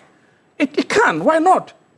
That is, if we have very clear, independent security operatives, it should be able to work. Okay, and we should not wait until 2028. For me, I see it as the country sitting on a time bomb. And it is something that we should all come to the drawing table and begin to judge before 2028. Like Dr. Zato was saying, we shouldn't wait until 2028 before we begin. Just making a reference to Adentakumi, very popular in Accra, at least. When you say Adentakumi, he contested the last primaries as well. And then he says the young people of the MPP are not going to sit aloof. And even that's why he even carries your 2-force gun and etc.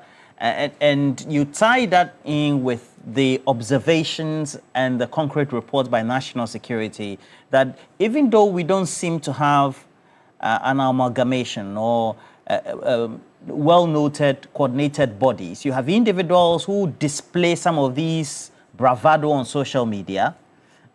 You will not identify them to be in groups, but they seem to be influencing and then recruiting on the silence. You see, if we talk about social media and all that, now the security agencies have all the sophisticated machines and equipment to track people. You were in this country when people in Ashanti region, Volta region, Northern region, in their rooms doing TikTok, and within a twinkle of an eye, the security will move from Accra, arrest them, and bring them to Accra as if the courts and the security agencies over those areas are not working. Now, and so when you see all these people, all these things happening on social media, and some certain group of people are being arrested, and you see people on social media doing some of these things, and nothing is done, that is where people will come out to say that if so, then we should be able to protect ourselves.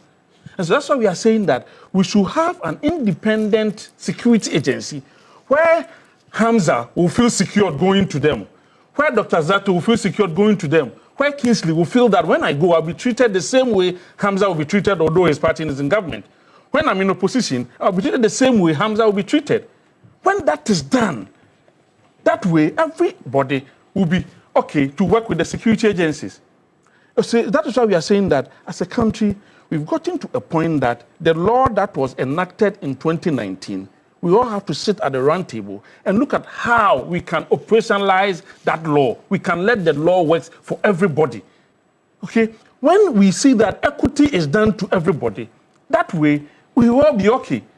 So we don't have to sit down until 2028 before we begin to sign peace pact and all those charades won't help anybody. We should start early. We should start early. And there should be trust. Exactly so. But so far everything seems to be fine. No, you see, that is why I told you that if I sit in my bedroom, do a TikTok, and I'm arrested, and the same thing is done by another person, nothing is done, that is where this discrimination begins. And people begin that, oh, if this is how people are being treated, then we should be able to arm ourselves. Let's get people who can protect us, okay? And so the police and the security agencies must show faith that we can trust them from the beginning. Once that is done, that is why I'm saying that we need to start early. And when starting early, we should all sit on a round table. The opposition, the parties, the opposition parties, the parties in power, and the good people of this country. We should all sit. We shouldn't wait till a month to election, 2 months to election, that will be called to the table, let's sign a peace pact. That is just a charade that won't help anybody. I think that we've gotten to a point that as a country, we need to make sure, we need to sit back and say that, hey, what happened at Orodiodio in 2024 should not happen again. What happened at Tachiman should not happen again. What happened at Telense, Ayawaso, West Wagon, Sheponi, Akwatia, and all those places. I think that Etiwa. I remember Etiwa West. Yes. And so, I think we've had a long history. It was as a result of that. That is why His Excellency, the former president, was bold that let's get something on paper that will guide everybody. Okay, and so that law that was passed in 2019, I think that it's about time that we need to sit down as a country and operationalize that law. We need to make it work. Act 999, he makes a very cogent argument. Well, if you look at the punitive sections of the law, nobody has been punished. At the end of the day, we don't seem to overly trust the national security apparatus. Immediately we leave power. Or we leave power, or we are in opposition. But we trust them when we are in government. It alternates between the parties. What should be the best solution? In 2 minutes, if you can. And that is why I started on the basis of political rhetoric. And most importantly, I think leadership from all the political actors in this country, especially when it comes to the flag bearers, in terms of responsible speech and stuff of that nature. And Roland, let us not, as political communicators on this platform, pretend to be experts on national security. Like I indicated in my earlier submission, it is true that what is happening in the mining area is a major concern to many of us, but that does not mean that the National Security Coordinator is wrong, based on intel he has. If he is of the opinion that the greatest threat to our stability now has to do with vigilante groups, especially those that operate within the rank and file of political parties. We are not privy to intelligence information that he has gathered. That is not to suggest that the activities of private security arrangements in the mining sector is not a source of concern, but to say that it is the greatest threat without any semblance of intel is to be unfair to the facts. And so we should be careful. How would that be unfair to the facts when he has stated a litany of at least 1 or 2 incidents where NIMOS personnel precisely that have is been about accosted, 1, 2, or 3, not one, 2 or 3. But you and I on this table can count dozens of incidents related to political party vigilantism. Sure. And especially when it comes to their operations. Even our security agencies are compromised. because they know that these are political party tasks. And like he indicated, it is possible that these political parties are in power. So even the security agencies are careful in the manner in which they relate to these tasks. But when it comes to the mining industry, they can confront because it has no partisan colors. Just that maybe their firepower might be too much for them to handle. And so let's get it straight.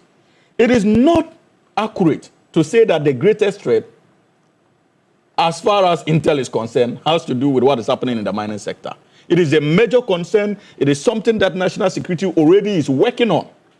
But they have their intel, and they know where we need to be concerned, especially when it comes to activism. But he says that finally, you, the party, you need to sit down, Mr. Oh, sit down on what? Sit down on what? If you look at the politics, please, the eve of 2020. If you look at the politics of the National Democratic Congress, we have since evolved, especially under the leadership of His Excellency of Blessed Memory, Ivan Satamils, and subsequently to our current president, John Dramani Mahama. You know that even in the last election, the NDC demonstrated fidelity to the principles of our 1992 Constitution in terms of the way we conducted our campaigns, even on to the point of elections. We deployed no vigilante groups. But even after the promulgation of the so-called Vigilante Act, Act 999, what became of it? In the numerous by-elections that we encountered, we had violent incidents. Even after that, who was prosecuted? Even within the own internal politics of the NPP, there were issues. And that is why I'm saying that it boils down to leadership. If you have the likes of Nana Addo Dankwa Akufo-Addo and Dr. Mahmoud Bawumia leading political parties, and yet, under their direction, their own supporters had the courage to confront and attack violently their national chairman and deputy and general secretary, ransacked their vehicles. An Upper East Regional chairman murdered because of internal politics of the NPP. So if Nana Addo was minded to promulgate a law, it was simply, he was minded because of his own experiences within the politics of his own political party. But truthfully, there have been incidents across the parties. I didn't deny that on this platform. That's why I resisted the temptation to recount incidents associated either with the NDC or NPP. And I said that we have gotten to a stage where there is a need for us to come together in the collective, regardless of our partisan persuasion, to confront. In the recent leadership of the political parties, can you give me examples? Under President Mahama as leader of the NDC in opposition for 8 years, and now president of the Republic of Ghana, where the NDC is unable to manage its internal elections to a point that even our national officers at the party head office are being assaulted and attacked? Can you give me an example where President Mahama has said that in Etiwa we showed you small? Can you give me examples? So this is something we shouldn't do. And that was what my brother was seeking to do. All what I know is that for the NDC, we have been given a very reflective leadership in the person of His Excellency President Mahama. And if you look at the politics of the NDC since he took over as flag bearer and leader of the party, it has been one rooted in intellectual engagement rather than the show of force and physical assault. And so we must be exemplary to all our political opponents. And we invite you. Our doors are open. Yes, when it comes to political party activities, there are likely to be excesses. We all sat around here and condemned what happened in the by-election, and what's the name? The Ayawasu West Wagon. And the police indicated that they were investigating. We must join forces to call on the police to let us know the state of the investigations and what has come out of it. Oh, there was a commission of inquiry that was put together. So we must be interested in the report. I'm a communicator of the ruling government. I'm not running away from that fact. But the point I'm making is that in the collective, none of them were able to say, that these are members of the ruling National Democratic Congress. Did the report say that? You mean the perpetrators of violence? No. Absolutely not. Yeah, okay. And we do know, and you see how we are talking about how Akumsi. How Akumsi also had her own fair share of history. We may not have known where these issues were coming from. It could have even been internal. It could have been internal, especially at a time that they had lost power and their own foot soldiers were blaming others for that defeat. So let us be fair. And that's why I asked him, He boldly mentioned Azoka boys, Kandahar associated to the MPP in the northern region, but he was unable to mention the so-called vigilantes he saw, who confronted who attacked Hawa Kumsen. And so we must even be truthful in our political commentary as a way of confronting this menace. Yeah. Thank you. I still insist. How do we come to some conclusion? I still insist that Galamsey, the violence there, and the guns there, and the military and pseudo security they have there is the biggest threat to our democracy and to our electoral systems. I believe that the Galamsey money, the Galamsey profits buy big, sophisticated weaponry, trains people on how to shoot and kill, and that very soon those weapons will leave the Galamsey pits, they will leave the forest, and they will be found on our streets, at our campaign rallies and things. And when that happens, let's put on record that I have called it. I want to put that, and that is true. Secondly, look, how do we go about doing it? I've mentioned it, and it is a truism that we need to begin to build trust among political parties. Look, political parties are opportunistic actors. And they will always do that. They will be the opportunities, because the question is, if they cry foul, will that help them, give them public sympathy to win power? If that's the case, they will do that. If they win, if they don't win power, or if they cry foul, will that help them not win power? They won't do that. Mr. Suhuyini made a point, and I respect that point he made, that over the past 8 years since His Excellency John Dramani Mahama became opposition leader, nothing has happened like that. One of the reasons could be precisely because of the security situation that was offered to them. One of the reasons could be that the managers of national security were able to provide an environment for him, an environment for the NDC, so much so that they did not have to do that. Recently, there was a protest that happened here. And people said, look, yes, people said, we thank you, security services, for happening. And people said, thank you, MPP. There was no violence. It takes two to tango. That means that in the recent democracy address lesson, we saw demonstrators behave. They played their part. And precisely because they played their part, we saw the security personnel were literally on a holiday, watching. That means that we both have a responsibility to play. The security agencies played their role, played their responsibility perfectly. Because they did that, the opposition did not feel the need to block roads, to attack the security, to do these things. And that is why I'm saying that protest and how it was happened, so that, one, it demonstrates that the opposition party that demonstrated have shown that they are prepared to work with the security agencies in an environment that they feel is safe and fair to them. The security agencies up to now, or at least with evidence from that demonstration, have also shown that they are prepared to protect and defend the rights of opposition parties to participate in this democracy. I'm telling you that if we use that as a test case, if we build on that, so that we can have both assurances coming from them, that will help our democracy. Instead of somebody sitting on your high horses and trying to pontificate or preach to somebody. No. Let's all see that, no, we have a role to play. That if you give enough assurances to opposition, they will behave. And that if the opposition do that, they will complement. And that is the way we should run this thing. Yeah. And we keep hearing, especially from the MPP, power, you take it 2028, etc. So, and it's your right as well. You know that within the systems you're deploying, the strategies, you say you're going to take power. How do we make sure that in the run-up to the election, formatively, there's going to be that semblance of peace? You see, Roland, I didn't want to go to this tangent, but you see, in the first place, we need to understand that the fight against Galamsey, this particular government has woefully failed. You see, introducing if we have the president, so we can engage. We have the president himself admitting that his own party members are doing the Galamsey, and now we have the national security saying that Galamsey is becoming a security threat. It means that. Suhuyini, when we were talking, I was very quiet. Roland, so far we have to say something. Suhuyini has been disruptive. We must just put that on the record. Am I? Okay. You know we can all degenerate. Yes. Am I? When you were talking, you said very made some I'm just saying that. Irresponsible statements. I never interrupted you. Exactly. Very responsible statement. Please okay. Go ahead. You made very, very responsible statement. I just let it go. So please, respect. It doesn't mean that you should lie. Okay. You stick to the facts. You said the president said the members of his party. It's a lie.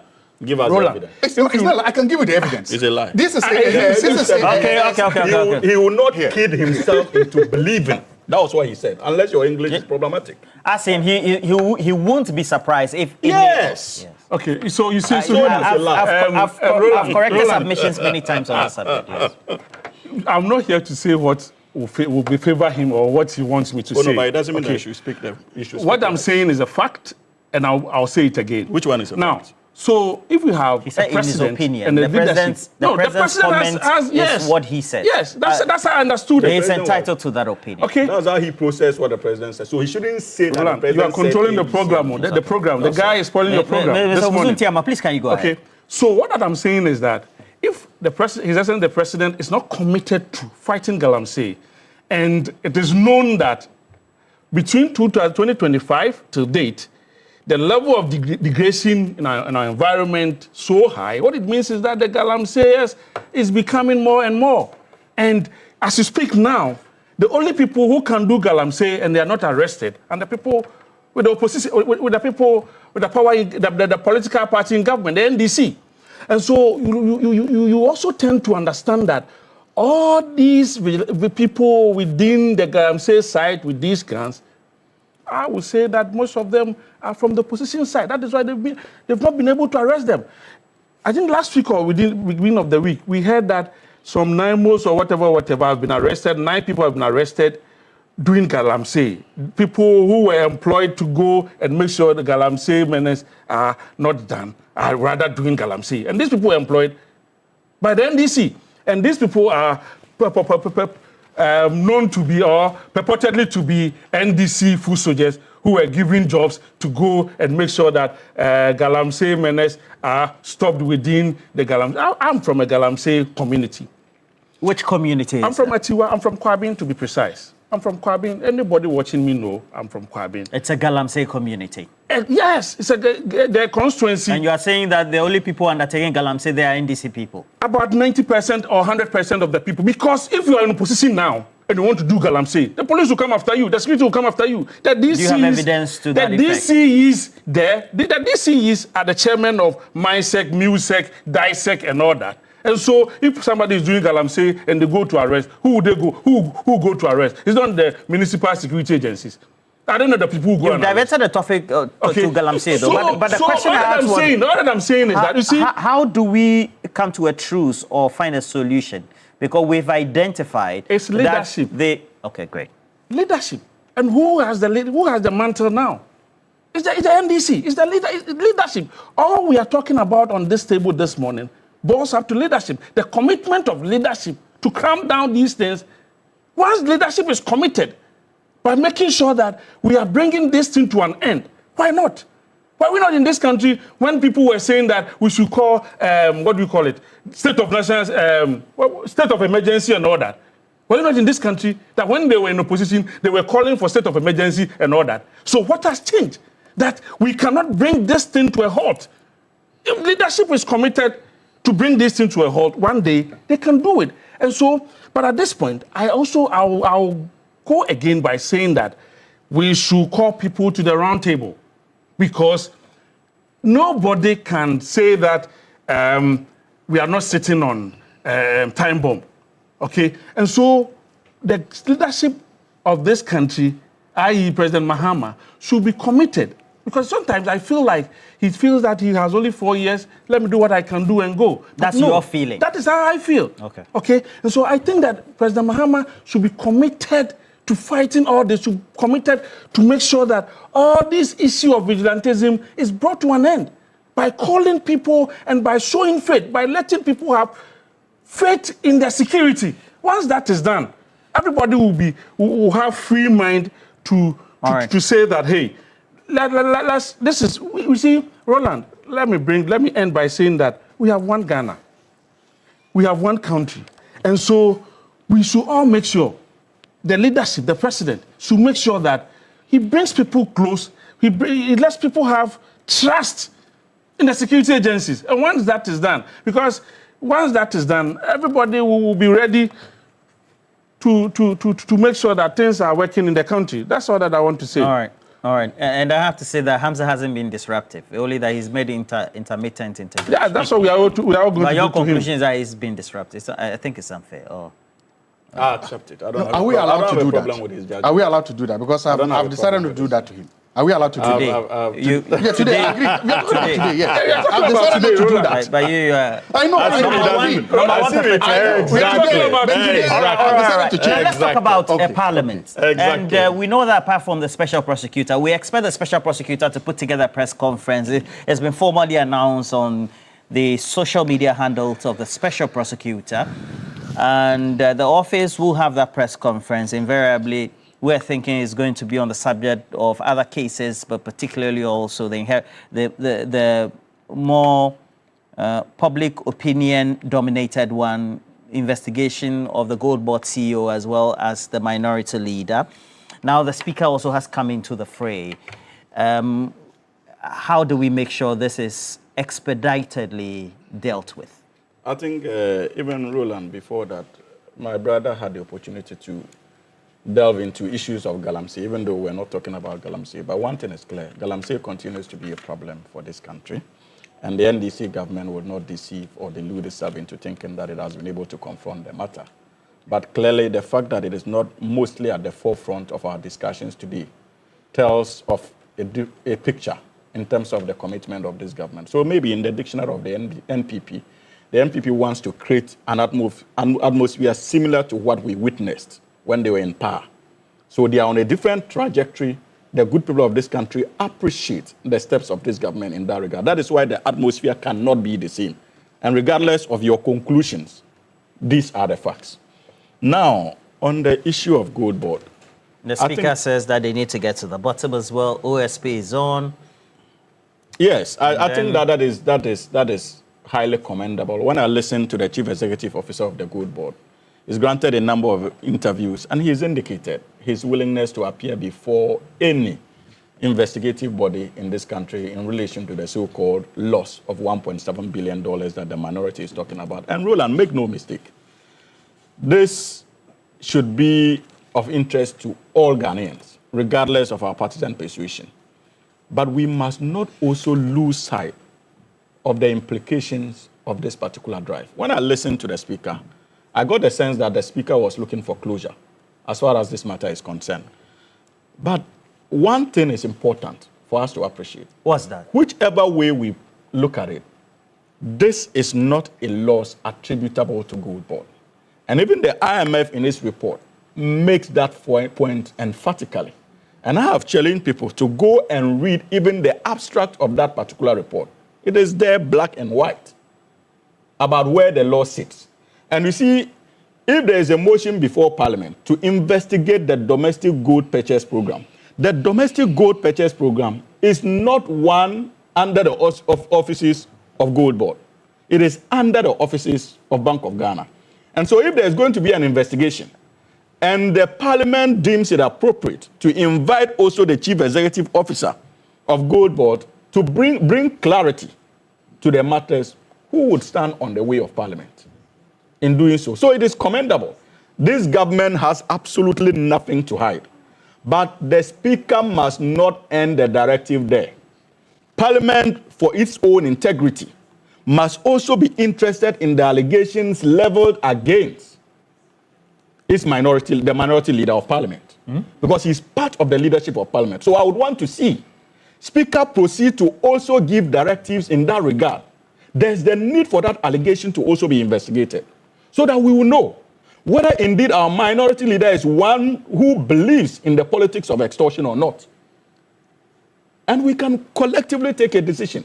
So it is not a one-sided affair. I know that the likes of Solomon Owusu have filed petitions to the Speaker demanding an investigation into the allegation. The Speaker must give a direction as far as that is also concerned. But trust me, when it comes to the $1.7 billion loss or cost, this government and the Gold Board is more than ready to avail itself. We have already learned useful lessons. This is not the first time that the Bank of Ghana has made losses, as they would like to call it, at the back of the domestic gold purchase program. This is not the first time. We recorded losses in 2023. we recorded losses in 2024. Unfortunately, we are here because of the quantums involved now. And the IMF in its report has indicated that the quantum of 1.7 billion is as a result of the scaling up of the program. So what that means is that if the NDC government was doing similar figures like the MPP did between 2023 and 2024, the loss would have been in the region of about 3 to 4 billion, like 5 billion, like they recorded when they were in power. But now we have gone way beyond. $1.7 billion loss at the cost of 10.8 billion added to our reserves. That is historic since Ghana attained independence. And so there will be cost implications. And our argument has always been so that if you look at the 1.7 billion that they are referring to as a loss, it is actually the cost of our recovery. And that point has been consistently made even in the annual reports of the Bank of Ghana. And these were audited accounts, not by only our internal auditors, but external auditors as well. And so even if Parliament needs guidance, they can rely on that report, unless, of course, Parliament itself has doubts about the independence of our auditing agencies in this country, and also the external bodies. Like I said, they are not precluded from investigating. We welcome it, but we must not create the picture as though this has not been audited before. It has been. But the IMF is very emphatic that the costs and its own interchangeably using costs and loss. And loss.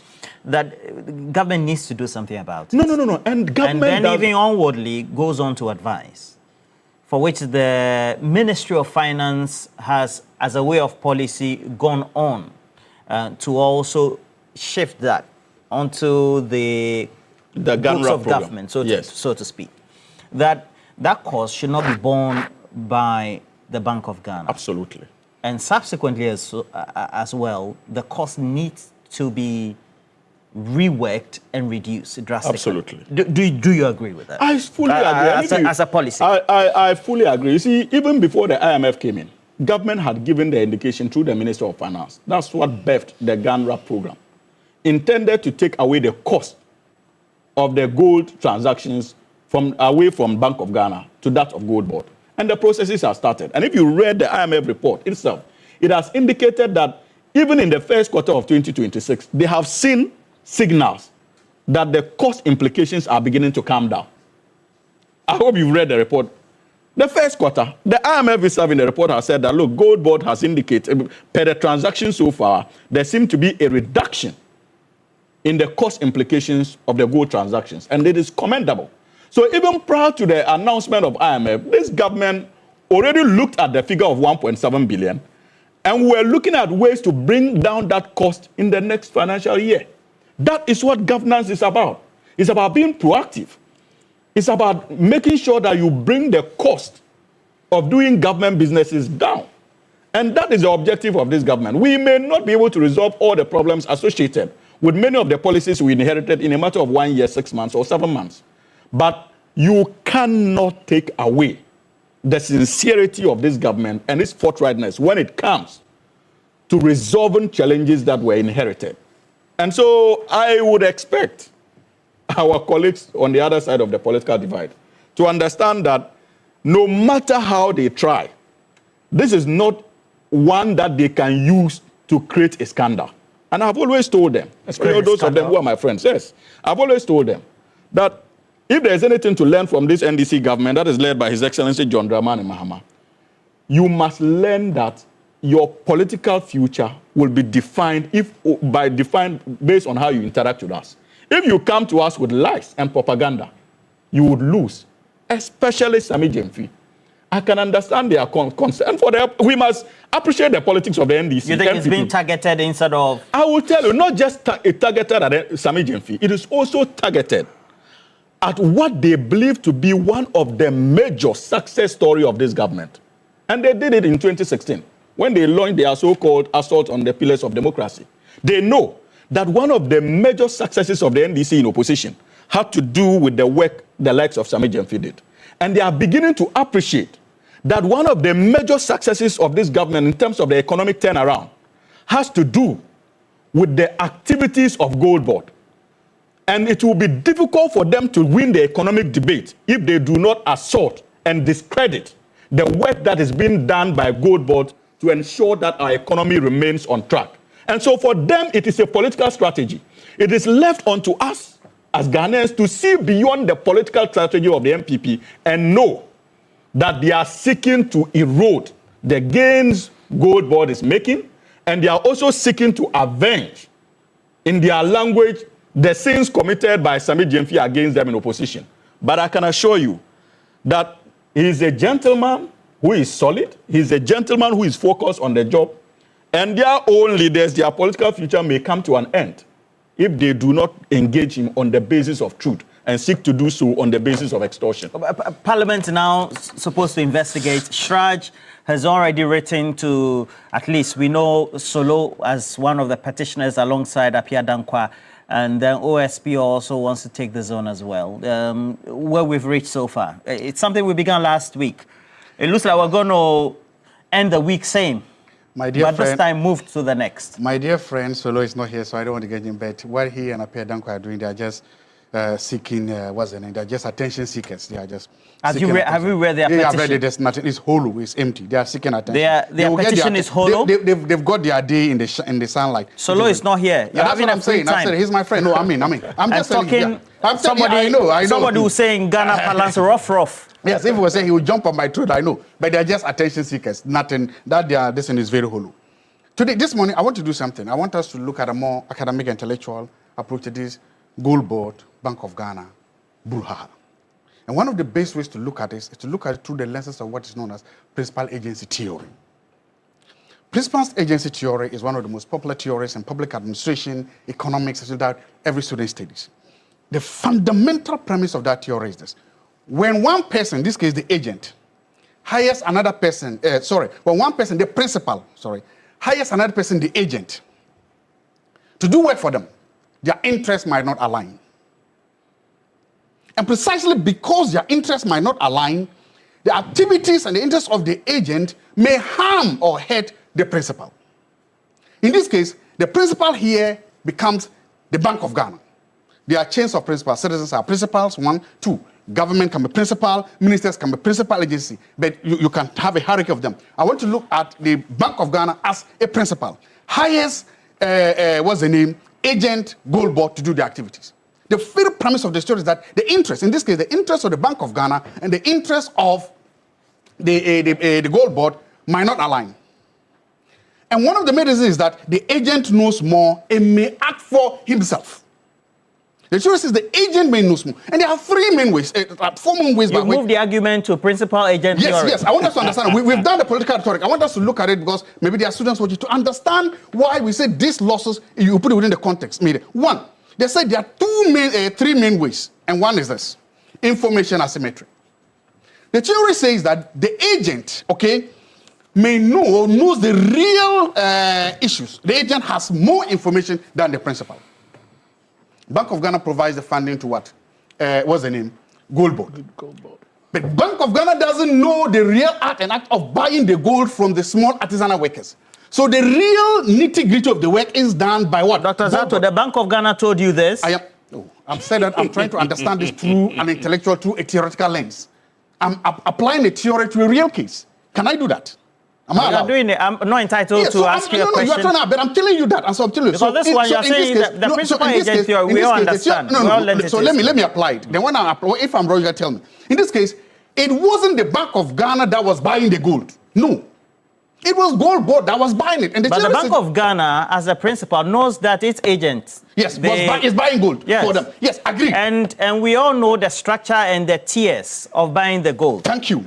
That has been and communicated and known by the principal of the Bank of Ghana. So what are you saying? The Bank of Ghana was not the one buying the gold. The agent, Gold Board, was the one actually in the market buying the gold. So they know more about the gold. But that is why Gold Board is the agent. Because the Bank of Ghana cannot go into the business of buying the gold. The second issue is what we call adverse selection. The principal might pick the wrong agent to do the work. Did the Bank of Ghana pick a wrong agent to do this work? By picking Gold Board, did they pick the wrong agent? I will argue that the fact that as a result of picking this agent, that it now sits $1.7 billion that sits on their books, they've picked the wrong agent. Because if they had picked because the Bank of Ghana did not start this policy by saying that let's make a 1.7 billion loss. No. They picked an agent that will help them at least not make a loss, but at least make some positive returns. The fact that at the end of the day, that you pick the agent and through the activities of the agent that you made a loss means that they picked the wrong agent. Number 3, moral hazard. After hiring, agent takes hidden actions that benefit himself, not the principal. That's what the theory says. In this case, you've seen that the activities of the agent have benefited Gold Board and not Bank of Ghana because Gold Board says that we undertook these activities. As a result, we have made a profit. That's what Gold Board. But Bank of Ghana, you have made a 1.7 billion loss. You see what I'm going with? So in other words, they are saying that even if you bleed on Ghana, the activity says that because you picked the wrong agent and because the agent has now had a narrow mind to make sure that their books look good, better than your books, then in that case they've done that. My point, at the end of the day, either through actions or inactions, no matter how you bisect it, select it, dissect it, it comes through. The activities of Gold Board has contributed to this loss. They made the loss because they were the agent of Bank of Ghana. And as an agent, their activities directly led to what? The loss of this amount of money. So we can say that as a principal, they demonstrated that they were the wrong principals. As principals, they demonstrated they were competent enough to do this. And as a principal, their activities directly led to this loss. So you can say, you can use any accounting gymnastic, you can use any accounting to say that where it stays or where it lies, where it can do that. Am I allowed to come in now? Why not? Okay. So we had the gold purchase program. Brilliant. And then it's supposed at the time that the announcement was made by the Akufo-Addo Bawumia-led government. Thank you. Because of the outflows of foreign currency in the purchase of oil, we said that we wanted to reduce risk and exposure. Yes.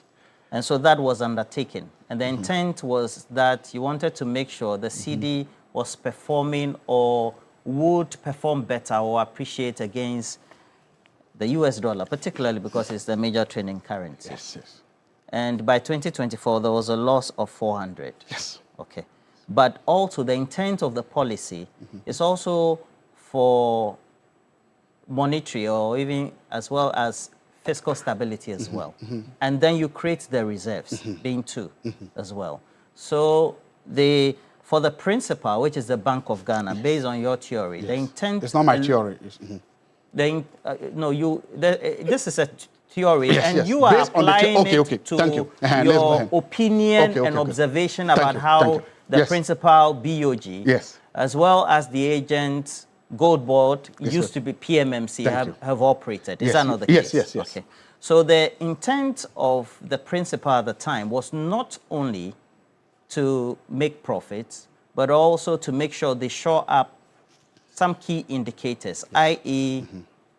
fiscal, monetary, forex losses, reserves for the Republic of Ghana. Yes. Due to our history, dating back circa 21, 22, when we went in the wheelchairs as well as the emergency table to the IMF. Okay. So if that is the case, would you agree that the principal's own objects or intents for this structure of buying gold or doing the substitution or the barter in itself was not only to make profits, if it was supposed to make at all, but also for the others as well, create the reserves, shore up the CD, etc. Thank you very much. And this one will say the God of His Excellency Dr. Bawumia is a living God. May the good Lord continue to give him good health and good wealth.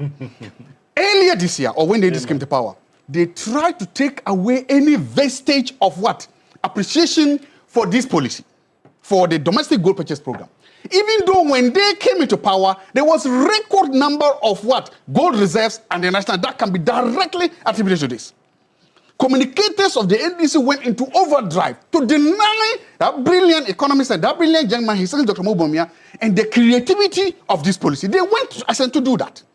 So is that your response to my question? Yes, I'm coming there. So I'm happy that today, these same people have come to realize that, okay, thank you, Your Excellency Dr. Bawumia, for this policy, and that we build on it. There's something called policy reform. You reform policy, so they did that. So now they came. So you agree that there was a policy reform? Exactly. So this, no. Do you also agree, before or prior to the policy reform, the intent of the appreciation for the city, creating the reserves, etc., for the all by the principle, the BOG, was not achieved prior to the way the Gold Board has managed the program up to now? So this is, again, let me answer the question.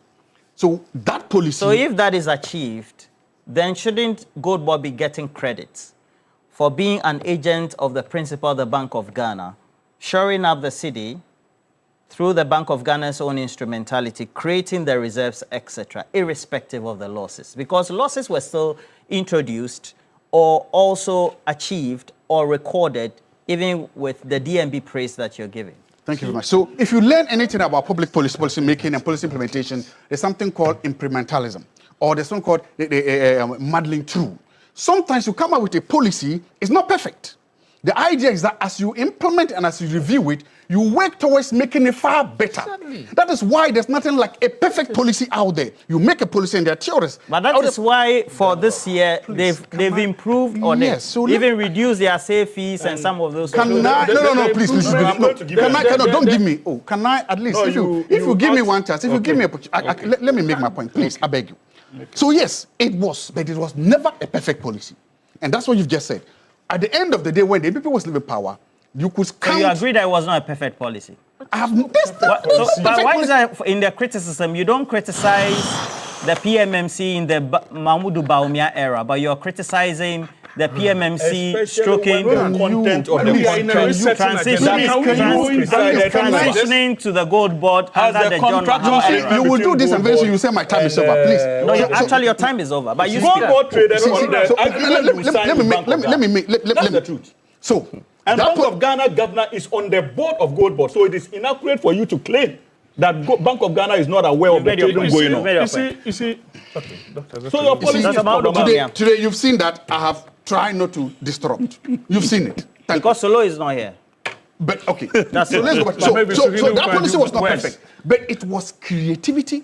It was smart. It was intelligent to say that let's try something different from the traditional way of shoring our reserves. And then you can also look at that policy. So it was good. The policy is a good policy. But no, it was not a perfect policy. But we experienced losses. But it was good. So why is it that if it was good, we're experiencing more losses and then it is bad? Just give me 1 minute to make the point. So then we moved to 2025 and we reformed the policy. When Gold Board came, we reformed the policy. When we reformed the policy, we did something very significant that is different. PMMC was a competitor in the sector, had to compete with others to buy gold. So, in fact, it's even difficult because if you are a competitor and I'm a competitor, it means that this person can offer better conditions and get more gold than me.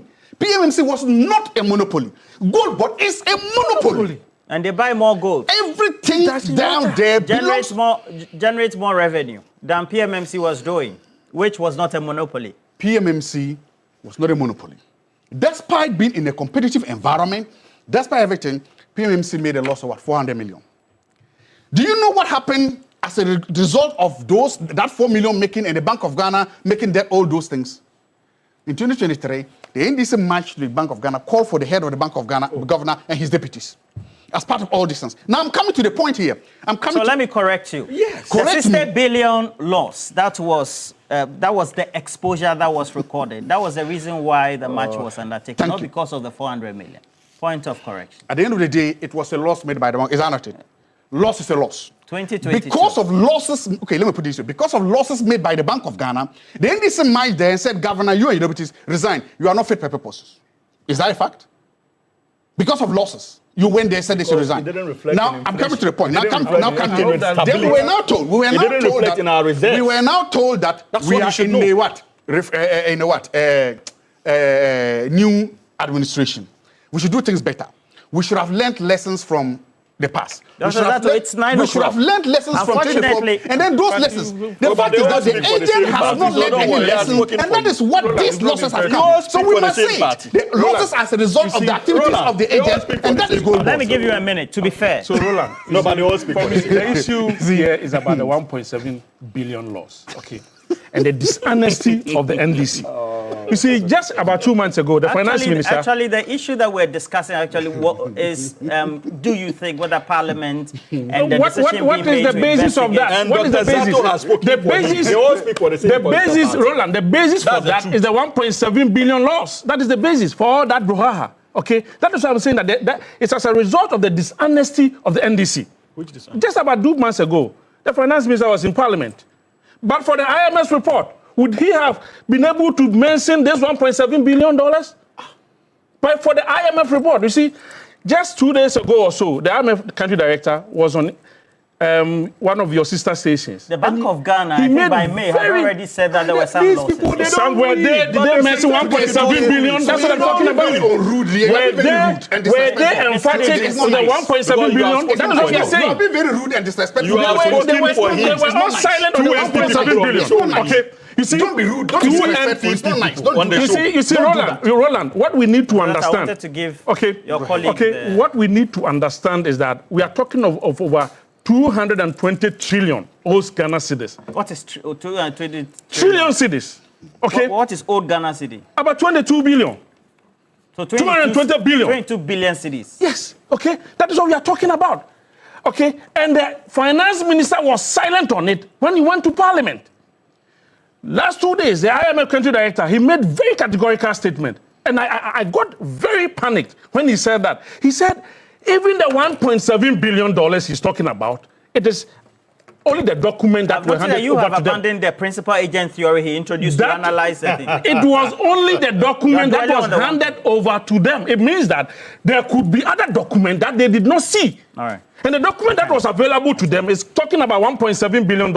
And we think that Ghanaians should not be alarmed. My time is. Okay? And so all that we are saying is that... Zato didn't know about this theory all that we are saying is that the resetting agenda... You see, the back and forth Roland was doing, I was so surprised that a government has come, they are resetting, and you are saying that somebody had a loss. He made an analogy about No. I'm saying that somebody had a loss. You've come to reset, and your losses are even worse than. What is the reset? What loss? It means that they are incompetent.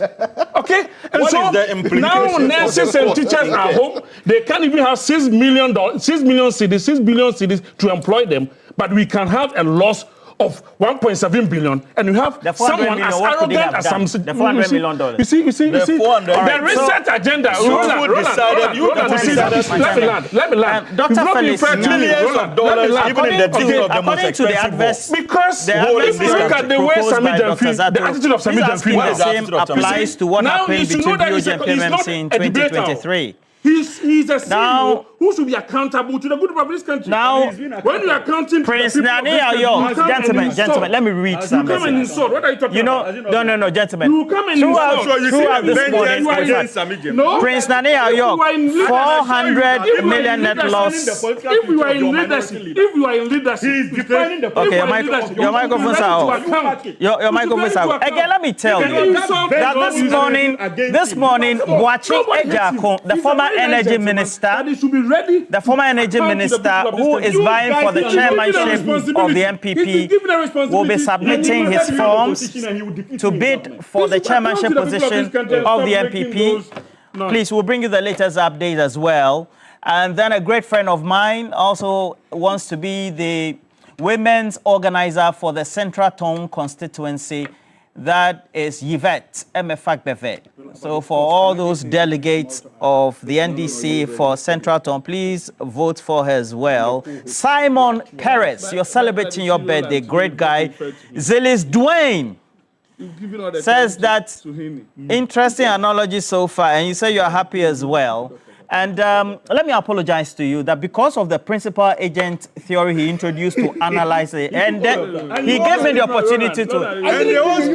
Attention all parents of first year senior high school boarding students. EduPark is available for you. So make sure that you get the best. We're taking a break. When we come back, we'll bring you the latest sports headlines. Stay with us. We'll be right back.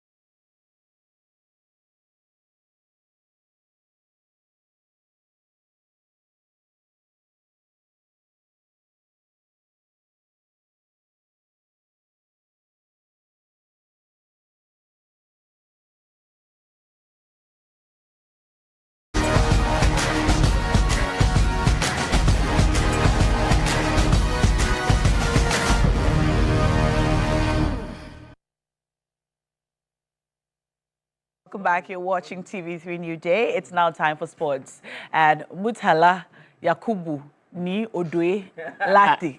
You've already given me a garden. Is here with us. You've already given me, in your juba. That one, yeah. Few. She can't jump over. Call Jimmy, man. Hey, welcome to the show. Yeah, thank you. I want to especially invite you for the football match happening in Teshi. Oh, okay. This season. It's a football match between Teshi and Nungwa. You said it's not Teshi, it's Teshi. Yes, it's not Teshi. So I've been pronouncing it wrongly all this while. It's Teshi. Now I can. Teshi. Teshi. Okay. Yes, under the stone. I've seen all the good works you're doing there. I mean, trying to bring people together. Unity is everything. Yes, and it is. the people of Teshi love you. I saw an elderly woman commending you. That Yes, the visibility that was nice. and the mileage you've given them is something that they can never repay you for. I mean, it's a nice feeling. But how come at 1 a.m., 2 a.m., people are so on the streets? We don't sleep. Partying? No, we don't sleep. You know, the Pashimo starts at dawn. It starts at 1 a.m. and it ends around 2 p.m. the next day.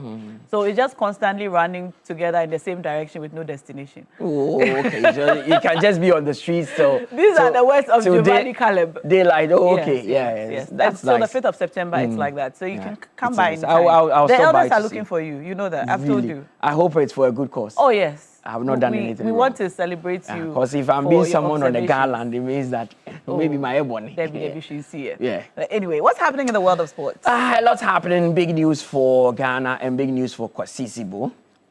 He's 28 years of age. Now, this is a player that right after the World Cup said he had offers from England, he had some from Turkey. But guess what? He's heading to Libya on a 2-year deal that is worth $10 million. Woo! He's heading to Libya on a deal that is worth $10 million. $10 million. He signed for Libyan side Al Swelly, and they are paying $10 million. It's a 2-year deal plus with a +1 option, and it comes with an apartment in Tripoli as well. They are giving him an apartment and a car in Tripoli, and they've paid 50% upfront of that $10 million. $5 million? Yes, already to Kwasi Sibo. Wow. To him personally? To him personally. So this is money for him? Yeah, he came as a free agent. So every single money goes to Kwasi Sibo and his agents. So he's taking, there will be some deductions. And yesterday I checked with the team, and he will get around $7.5 million if he's able to complete the 2 years. And he signed the contract already, even though he's in Ghana. 1 million safe. Many people will live this whole life without ever experiencing $1 million. Now, the interesting thing about this, though, is about 100% increase in his salary at Real Oviedo. At Oviedo, he was earning around $15,000 dollars, which wasn't enough. Now, he's getting as much as $7.5 million to himself. So he's already signed the contract. He'll be in Libya soon. He's in Ghana at the moment, coming to bid farewell to his people. Then he moves straight to Libya. So Kwasi Sibo with that big money move. He's 28 years of age, so this could be a defining moment for him. The others who are criticizing him for choosing Libya and not going to the big European leagues. But he says that he's also released a statement that says that the people speaking are not wiser than him. He knows what he wants because... Did they hear the 10 million? Yeah, they know. They heard the 10 million. Just checking. Maybe because people are not looking at it from the financial angle and for footballing reasons. But he's 28 years of age. Yeah. He's played the World Cup. He's been with the Black Stars. He's come far. He's come far. And I think that at 28 years, he's nearing the end of his football career. And if you know his story, he's someone that, stayed in Ghana for a long time before he got the opportunity to travel. So he's been through a lot of turbulent times. So this 10 million comes as a relief to him. And it's a good one. So Kwasi Sibo, the latest is that he's joined Libyan outfits Al Swelly in a move that will see him earn around $7.5 million. But the total package is $10 million. Al Swelly. Al Which Swelly. other Ghanaian footballer went to Libya? We've had a lot of Ghanaian footballers play in Libya. Did Asamoah Gyan go to Libya? No, Asamoah Gyan went to the UAE, and he also earned some crazy money in there. Yeah. I mean, you know the Arabs, they'll give you the cash. They'll give you the cash. So anyway, that's the latest. It's a good news day good news. For our guys. Because Antoine Semenyo has his own good news. I told someone yesterday that, yes, Kwasi Sibo moving for 10 million, it's good news. But I feel the Antoine Semenyo news is a big one for Ghana football. He becomes the first ever Ghanaian to be included in the PFA team of the season. Last season, the kind of things Antoine Semenyo did for Bournemouth and Manchester City was incredible. So yesterday the PFA Awards happened and Antoine Semenyo managed to get in there. Let's go through the team of the season. It has David Raya, Gabriel Magalhaes of Arsenal, O'Reilly and also Saliba as the backup forward.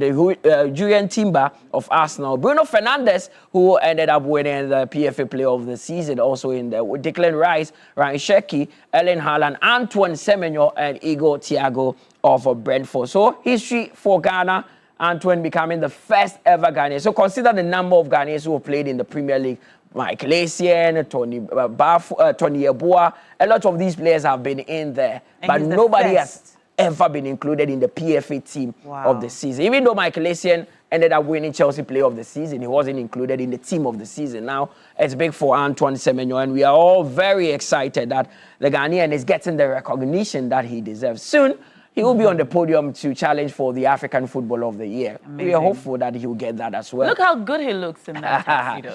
Of course, Antoine, very unassuming if you see him.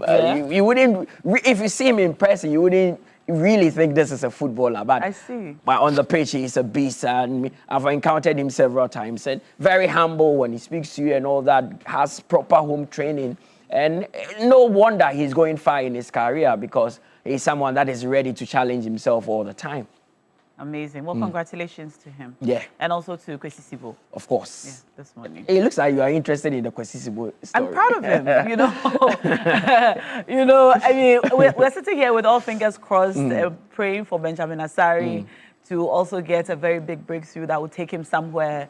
Do you know yesterday we spoke to a source that works with him directly? They were at the airport.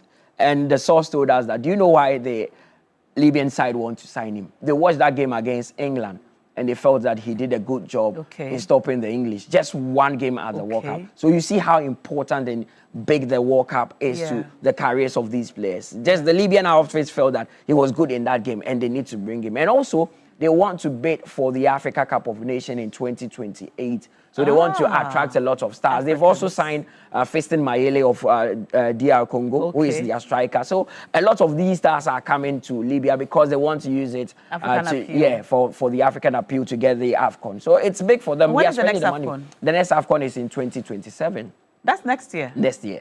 Wow. Okay. Tanzania, Kenya, and Uganda. That's come so fast. 3 countries hosting. I see. Then we play 2028. Then after 2028, we shift it to every 4 years. Okay. And you said Libya wants to host? Yeah, Libya wants to host the 2028 edition. Okay, so the next one after that. Yeah, the next one after 2027. Okay. So it's a project that they are on. Yeah. Well, we wish. So Antoine Semenyo and of course Kwesi Sibo, congratulations. Well, as long as they keep sending the 10 million, we're happy to assist. But the biggest of them all yesterday at the PFA Awards had to do with Bruno Fernandes. Manchester United's captain, getting 21 assists. And he was crowned the PFA Men's Player of the Year. And Khadija Banishaw of Manchester City also being crowned PFA Women's Player of the Year. So Bruno Fernandes, it was obvious that he was going to win this one, considering the fact that he had broken that record, that assist record held by the likes of Thierry Henry and, of course, Kevin De Bruyne. Now, he was superb for Manchester United. One of the reasons why they qualified for the Champions League. He went toe-to-toe with Arsenal's Declan Rice, but in the end, it is Bruno who has won this award. Congratulations to him Of course. to Manchester United. He plays for Manchester United. To Manchester City, O'Reilly, also winning the Young Player of the Year. He was also, one of the revelations for Manchester City in a very difficult season. The last season for Pep Guardiola, he stood tall, played very well, and also was crowned the Young Player of the Year. So yesterday, the awards. How young do you have to be a young player? Under 20. Under 20. Yeah. Okay. Like your real age. Yeah. Okay. All right. Let's talk about Caleb Irinchi. Caleb, very inspiring story. Yeah. Yesterday, he got 2 assists in the EFL Cup that they played. Now, you know how 3 Sports, we always do it. We had to dig deep to find out where he started. So we sent one of our colleagues to Bichim. He is with Akoma FM, Emmanuel Usu. he went to the house where his parents live, and he spoke to them about how Caleb grew up and all of that. So we have a special one on Caleb Renchi.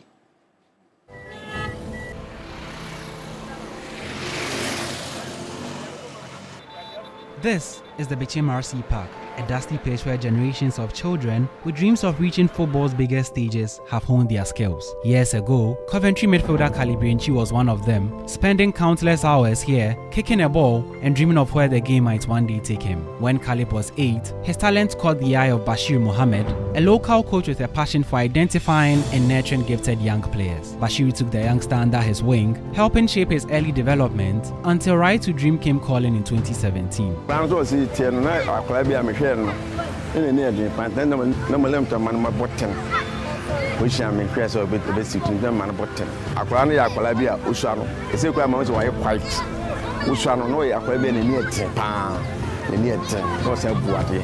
From there, the journey accelerated. After joining Danish side FC Nordjylland in 2024, Renchi's rise was meteoric. He made his Black Stars debut at the Unity Cup in 2025, and a year later, became one of Carlos Queiroz's trusted midfielders, marking his World Cup debut with a goal against Panama. Then came another landmark moment. On 21st August, family and friends gathered at a viewing center in Bichim to watch one of their own make his Premier League debut against Arsenal at the Emirates Stadium, just days after becoming Coventry's most expensive signing. Among those watching was his mother, Janet Osaibunsu. She had supported Caleb's football dream, even when it meant allowing her young son to leave home at an age when most mothers would want their children close. But now, she feels that sacrifice was worthwhile.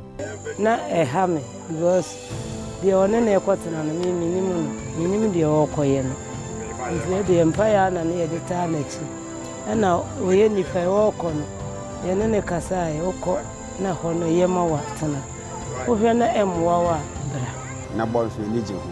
Nti e man fa se on to us no omobol na emu nwa se watimi agba kokoduru pempenso abadu sisi ya first no FC Nordjylland edidi ma oba Black Star ni mom ko World Cup na chi na okwa koduru baby abadu sisi ya obi ehu a nankura Caleb papa Renchi papa Imi post a cry over cry and pretty big nasty, Caleb, Renchi, into Anusuma, For the friends and peers who witnessed his journey from the very beginning, seeing Caleb walk onto the pitch at the Emirates Stadium was deeply emotional.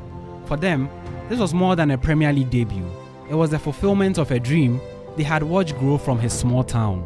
And perhaps that is what makes Caleb Renchi's story so special. Long before the bright lights of the Emirates, the Black Stars, the World Cup, and the Premier League, there was this dusty park in Bichim. A ball, a young boy, and a dream. Today, Caleb is living that dream thousands of miles away. And somewhere on this pitch, another child may already be dreaming of following the same path. Such an inspiring story. Yeah, from Bichim at the age of 11, had to be transferred to Right to Dream. You heard the mother saying that she was a bit scared because she didn't know. Only baby I mean, that is a typical mother. That is a typical mother for you. Yeah, I felt that because we've all been through that before. 11 years he went to Right to Dream. He stayed there up until 19. Then he was transferred to Nordjylland, went on trials. Nordjylland felt he's good. And today, he's living that dream of playing in arguably the biggest league in the world. That is the Premier League. So, amazing. And it's not even done yet. It looks like his ceiling is very high. He may get an opportunity to play for an even bigger club than Coventry. But parents are very, very proud of Caleb and what he's achieved. Yeah, as they should be. Yeah, they should All be. right, Yeah. let's talk about our girls. The Black Princesses, yes, we've not forgotten them. They would also be playing in the Women's World Cup. They're starting their journey this Saturday. They will be playing Ecuador in their first game. But then they played a friendly game yesterday against Lesla Wrocław, and they won by 4-0. Even though they are hit with a lot of injuries, about 7-8 players are not with the team. The captain Linda Usu, Mary and Posa, all these players have gotten an injury before the start of the tournament, so they've been ruled out completely. But still, Coach Charles Sampson says that he would go out there and ensure Ghana makes history by qualifying out of our group. We've never qualified out of our group at the Under-20 Women's World Cup. This is our 8th appearance, and that should be the main target. Qualify out of your group and see what happens. So they've played their friendly game yesterday, beating Sleza, Wrocław, and they will be looking at Saturday what they can do against Ecuador. We are wishing them all the best. Yes, very well, and thank you so much for Welcome. bringing us the sports news today. We're still waiting for that MG Football Cup football match. It would come. Do you play? Of course, I I play. play. You're the linesman? No, I play. Are you sure? I play a lot. Which position? Oh, I'm almost every position. Yeah, I fit in. That is how you know that this person doesn't play. You play almost every position. I remember, I think I was playing a church game and one of the women in the women's fellowship was, bro, you know me so anymore, but what's up, pal? The right front back. Why you play for the women's team? No, I was playing with the elders, and one of the elderly women was what's up, pal? I just said, Mike. Of course. And congratulations on facilitating that podcast. Well, we did our best. Yeah, tell us about it though. I mean, it was nice, Mikel Obi. Yeah. I mean, I had the contact through Michael Otieje. I mean, he always pulls the plug for me. I'll say thank you to Michael Otieje, wherever he is this morning. He actually gave my number to Mikel Obi's manager. I had the call. I was like, Mikel's manager. They said we want you to facilitate everything in Ghana for us. I did my piece, and here we are. How was the experience? It was nice. Mikel coming to Ghana, meeting him, having that one-on-one talk with him. Someone that I've highly criticized in the past. Now meeting him face, I couldn't even utter a word. I was starstruck. Andrea, you also passed through, shared a few words, and I mean, he opened up to like he's never done before. Yeah. He said a lot of big things that are currently making the news. But again, I'll say thank you to Michael Otieje. I'm very grateful. And well done to you. Yeah. Well done to you. It was very nice to see that you were the one who actually made things happen behind the scenes. Just that I'm worried because a lot of my people back home in my village, they thought that I've made some money because they saw me with Mikel Obi. I've had a lot of calls. Oh, I see. The the 10 million is on the way. Of course. We will have the 10 million conversation very soon. It starts from somewhere. All right. And that's it for sports this morning on TV3 Newday. We still have more conversations for you on the show. Stay with us. And to all parents of first-year SHS boarding students, remember that EduPack is here for you. As the Ghana Education Service approved and supported National SHS initiative is implemented by Prospectus Ghana and is now in progress across the country. So parents across the country, we've seen that you're already registering so that your children's trunk, Macintosh mattress, pillow, and your plastic chop box will be ready and waiting for you at the school of your ward on the day they report to school. So please don't delay or be caught in the usual last-minute traffic, market rush, carrying heavy trunks across the city. Please no.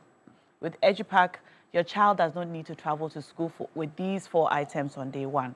Just register. Simply dial *713*821# or visit any ADB branch across the country or go to their website, edupack.gh.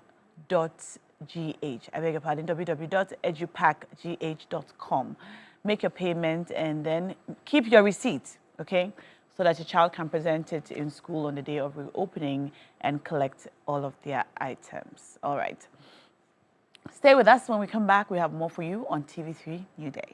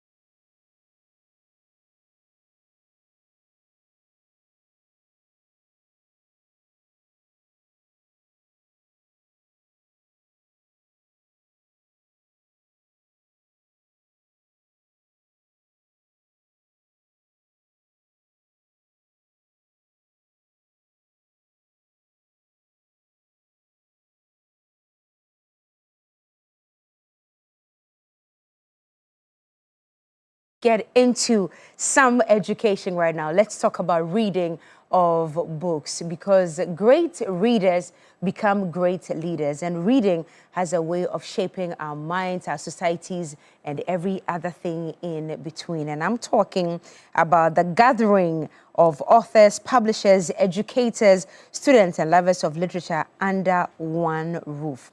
What are we to expect from this year's Ghana International Book Fair? We'll be knowing all about that soon, because Yvonne Bosman, who is the Executive Director of the Ghana International Book Fair, is here in studio, as well as Mr. Emmanuel Nyaku, who is a planning committee member. He's been working hard to make sure that this year's is a success. He's also here in studio. And he's a Nana as well. Inti Nana,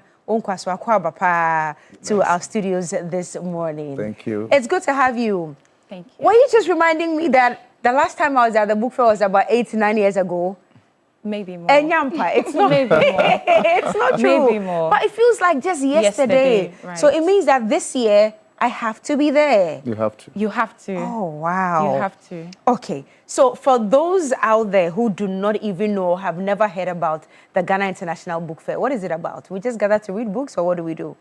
So it's a platform where booksellers, publishers, writers, authors, everybody in the book industry meets to celebrate the Ghanaian culture through books. We also have other sessions like discussions, seminars, forums, workshops, training sessions for children and professionals alike. We organize the International Book Fair to promote the services that are rendered by the book industry people, and also to promote functional and transformational literacy. Okay, so that's what we do at the book fair. But who come together, or who initially came together to put the book fair together in place? Well, Nana, you can go. Okay.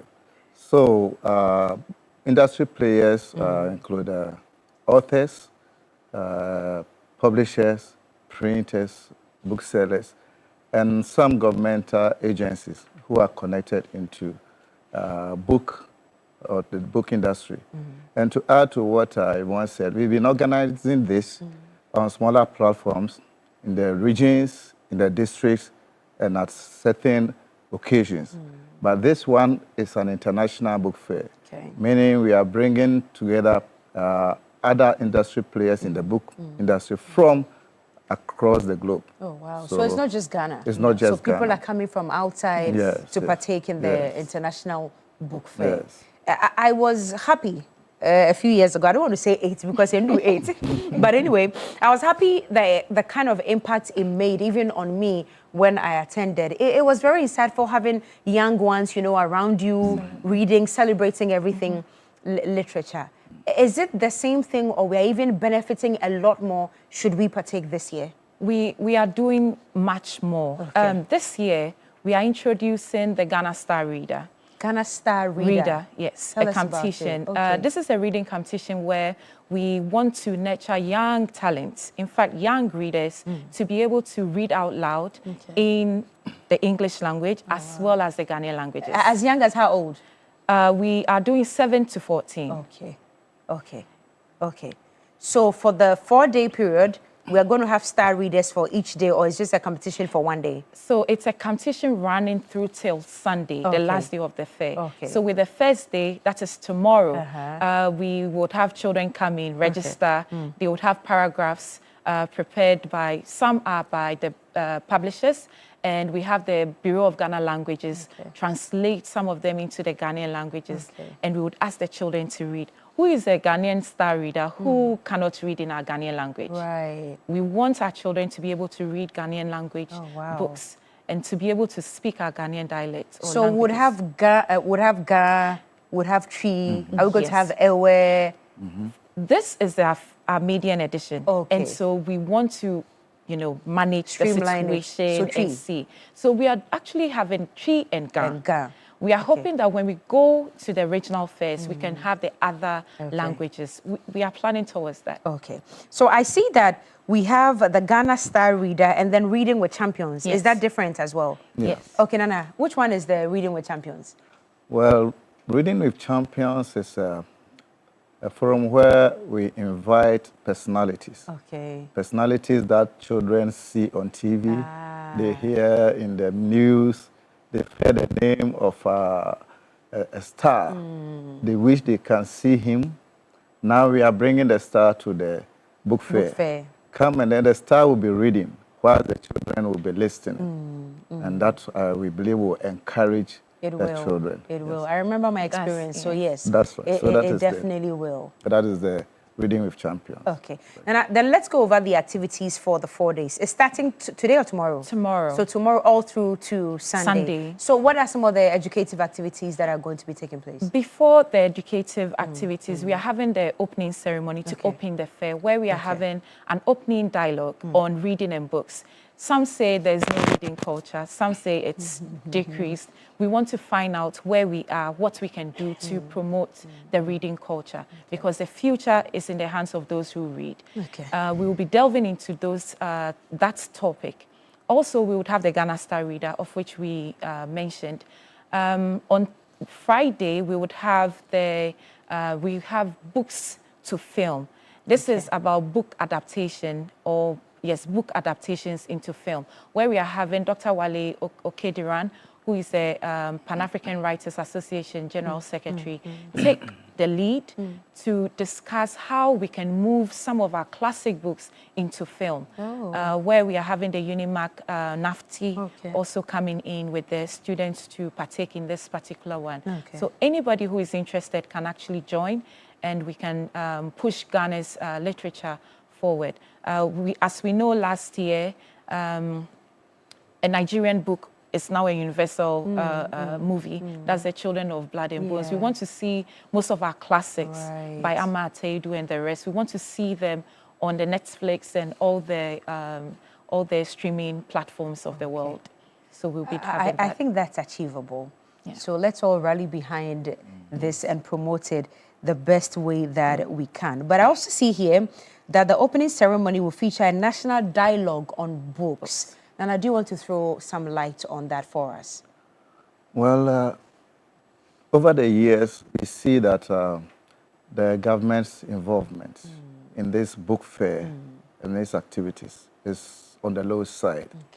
So we want to bring people who matter to discuss, to throw light on the need for government also to involve itself in the book fair and what we intend to achieve. Now we want to improve or encourage on reading culture. So what is the government's role? If you leave it all onto us, the book players, we will not go far. So we are doing this discussion to actually bring the government and all those who matter in the discourse of this, what we want to achieve. We do know that when it comes to education, especially for young people, there is no leaving out the parents and the guardians. What role must they play, especially in the next 4 days, to ensure that all children in Ghana, as much as possible, can partake in this international book fair? So we are asking parents, we know the kids are home, bring them to the National Theatre. Bring them in the morning, give them some money to buy some food and snacks, and allow them enjoy a place full of books. Because as they see so many books, it sparks their imagination. We also have a few games where they would read before they play. So you read just a few paragraphs, you get to play. They have Minecraft, they have the esports, they have coding, they have puzzles, they have jigsaws, just a fun place. And I believe if children are in such environments, they get to remind themselves that reading can be fun and not just classroom and examination. You've encouraged the parents and guardians to bring them, but how much are they paying? Free. Oh, it's free? Yes. So who then funds the International Book Fair if all of this is free? That is where we want to draw government's attention to. I will be going to Frankfurt in October to attend a book fair. And I'm paying almost 200 euros. I can imagine. For entrance fee. Just the entrance? Yes. Your flight has not come? No. Your accommodation, No. your eating? No. Nothing at all? And you're funding it by yourself? Yes. And here we organize it and invite the public free. Oh, wow. Yes. So that's why we must take advantage of it. Yes. So it's free. Okay. Everybody coming is free. And I heard you mention the National Theatre, right? Yes. Okay, give us the time. We are starting 8 a.m. tomorrow, and we close 5 p.m. Okay. Oh, so it's a full day. Full day. Just like you've just come, you drop them in school, they are there till evening for you to pick them up. Yes. Oh, okay. All right. National Theatre. So there you have it, 27th to the 30th of August 2026, National Theatre. We start at 9 a.m. in the morning, and then by 5 p.m. we are done, and it's over a span of 4 days. So if you miss day 1, you don't have to miss day 2. No. Day 3 is there, and then day 4. But let's talk about day 4. That will be the closing. Yes. Are there any significant activities to close the fair? So in the morning, we would have, we would film some, we will screen some films. Okay. And then we would also have the finale of the Ghana Star Reader. Okay. And then we'll have the closing ceremony. By the end of Sunday, we would have our major discount sales by our exhibitors. Okay. So most of them will have slashes. So there'll be discounts. I bought some books here. I remember I bought some books at a very great discount. I think about 4 of them. And there's going to be a repetition of it again. Wow. All the 4 days. Yes, all the 4 days. Right. Okay. Do you get to borrow maybe, say, a book on day 1 and return it on day 4? Unfortunately, we cannot do that. Okay. However, we have the Ghana Library Authority coming for the fair, where they would situate a library right there. So if they do that, then I'm sure people can do that, but we can't tell. Okay. Yes. Nana, your last words to parents who are watching and to the students as well. All right. So I want to encourage parents and students to take this year's book fair seriously. You have the chance to meet the authors of the books that you use in school and the publishers who publish them. You have the opportunity to read lots of storybooks. Like Yvonne said, we are displaying thousands or not millions of books. At the fair, you have the opportunity to read any book that you see or you come across. I also want to emphasize that in the past, our book industry was starved with foreign books. So children read and then they are influenced by foreign cultures. Now we have publishers who have published Ghanaian authored books. Writers writing with Ghanaian cultural background. So let the children come, let parents come, get books and then read so that you get the Ghanaian feel. And then you know what our responsibilities towards our country is. Okay. All right. Thank you very much for coming. I'll do my best. Please do. I have to, because I feel I need to be there. The way you're reminding me, dear, I have to be there. So I'll do my best to be there tomorrow, 27th to the 30th of August 2026. So thank you to you, Mr. Emmanuel Nyako, who is the planning committee member. Great work you have done. And all the best as you go to Frankfurt. Go and learn a lot more. As for the work, she's done a lot of the work, right? All right. Yvonne Bossman, Executive Director, Ghana International Book Fair. Thank you so much. I will be there. I will be there. Thank you. I will be there. I will be there. All right. By way of some information, attention all businesses, institutions, and service providers. The National Identification Authority, NIA, informs you that the LI 2523 has introduced important changes to the way you verify your Ghana card. Now, under the new requirements, biometric verification is the principal means of confirming a Ghana cardholder's identity. When verifying an identity, do not rely solely on the photograph or physical appearance of the person presenting the Ghana card. Use the NIA approved biometric verification system. Do not photocopy, scan, retain copies or images of the Ghana card or rely on ocular inspection alone, except where permitted by law. Failure to comply is an offense and shall attract penalties of up to 2,000 penalty units for a corporate body, and 1,000 penalty units for a partnership or others undertaking, payable by each partner or responsible person. If your institution verifies identities on board onto the NIA's identity verification system platform, prepare your systems and staff and comply with the new requirements before the transition period ends on November 2, 2026. For onboarding support, you can email ID verification at nia.gov.gh, ID verification at nia.gov.gh, or you can also call 0302 999 306, 0302 999 306, or 307 or 309, whichever you want to call at the end. NIA providing future solutions now. All right, we take a break. We'll be back to just wrap up the show. Thank you very, very much.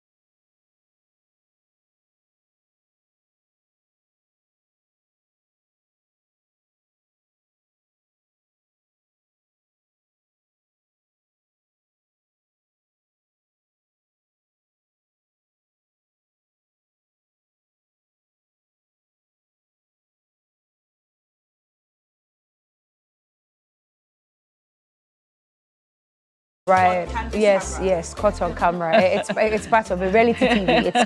It's part of it. Because Harriet will not let me be great. Too much information. Too much granite.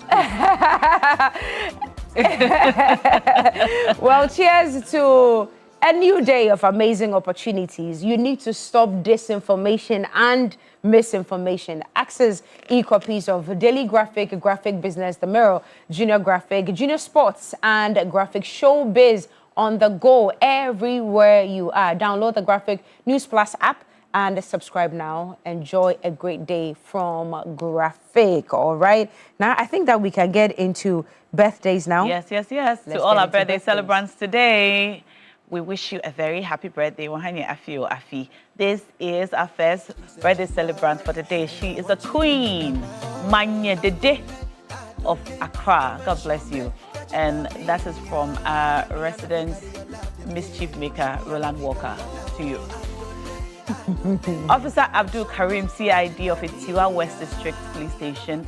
We pray that God opens bigger doors for you. Amen. And that's from Edith to you.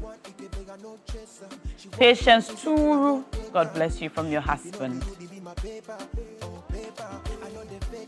ASO Wisdom Kujo Ametepe, Ghana National Fire Service Electoral Commission Headquarters Fire Station. God bless you, sir. To the yin of my yang, God bless you. Hey, but yin yang, you didn't mention your name. Happy birthday to you. You're blessed and highly favored. And that's from your wife, Yaira.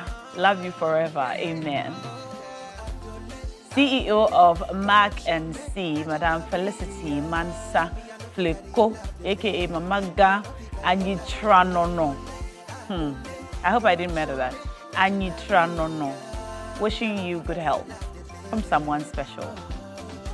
Lawyer Patrick Fafali Azameti, God bless your new age. From Richard Azameti to you. Reverend Isaac Edumwa, head pastor of International Word Inside Chapel. God bless you, Daddy.